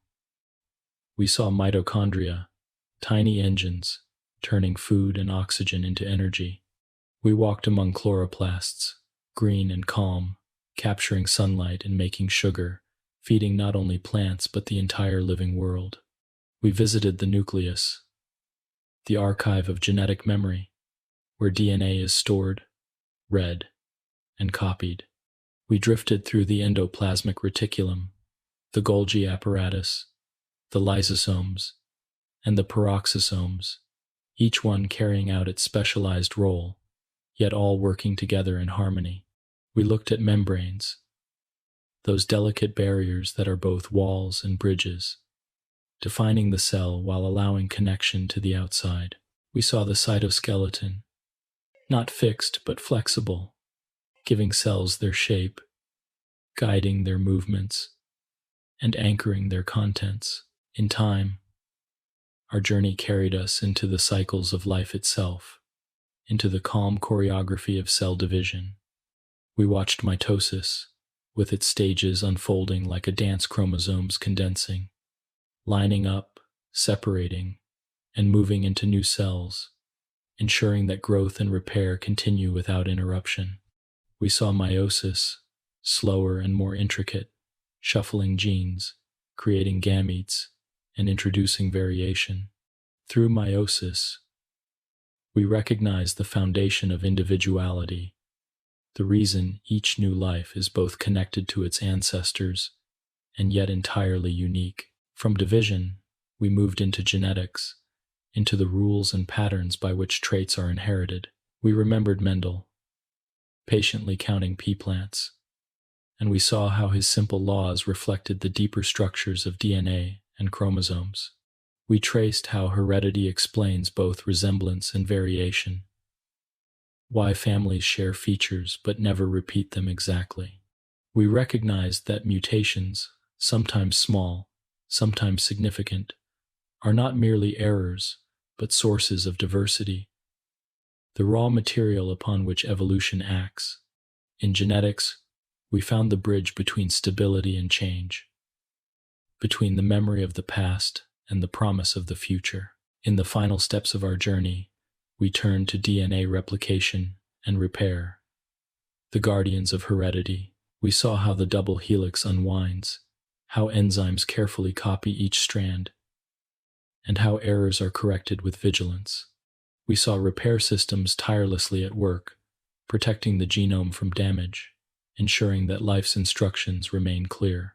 And we realized that this constant copying and correcting is not just a process of the past, but something happening within us now, in every cell, every moment. It is the silent work that sustains us, even as we rest. Looking back, the path from molecules to cells is also the path of life itself. It is the story of how the simplest structures became the most intricate, how chemistry blossomed into biology, and how matter became alive. It is the story of unity, for all living beings share the same foundations, the same genetic code, the same cycles of replication and division. It is also the story of diversity, for within that shared foundation lies infinite variation, the endless forms of plants, animals, fungi, and microorganisms that inhabit the earth. There is something deeply soothing in recognizing that life does not depend on chaos or miracles, but on steady, quiet processes. Atoms bond, molecules interact, DNA is copied, proteins fold, membranes hold, cells divide. These processes are ancient, unbroken across billions of years, continuing now in every living being. They are not hurried, not loud, but persistent and reliable. They have carried life from the first protocell to the vast ecosystems of today, and they will continue long into the future. As you let this reflection settle, imagine the cells of your own body, trillions of them, each one a small world enclosed in a membrane, each one filled with molecules in motion, each one carrying DNA that connects you to your ancestors. Within you, mitochondria hum quietly, generating energy. Nuclei safeguard your genetic instructions. Ribosomes assemble proteins that repair and maintain. This silent work sustains you without your awareness, moment after moment, day and night. You are not separate from this story, but its living continuation, a being built from molecules, sustained by cells, connected to life's earliest beginnings. And so we close this exploration not with an ending, but with a recognition of continuity. For the story of molecules to cells is not finished. It continues in the divisions of your own tissues, in the photosynthesis of leaves outside your window, in the replication of microbes in the soil. It is a story written in every corner of the living world, in every breath of oxygen, in every heartbeat. To know this is to feel a quiet reassurance that life endures, that it is patient, that it is ongoing. As you drift into rest, you may imagine this story continuing within you, silently, gently, without pause. The molecules align, the cells divide, the instructions are copied, the energy flows. It is the rhythm of life, steady and calm, the background music of existence.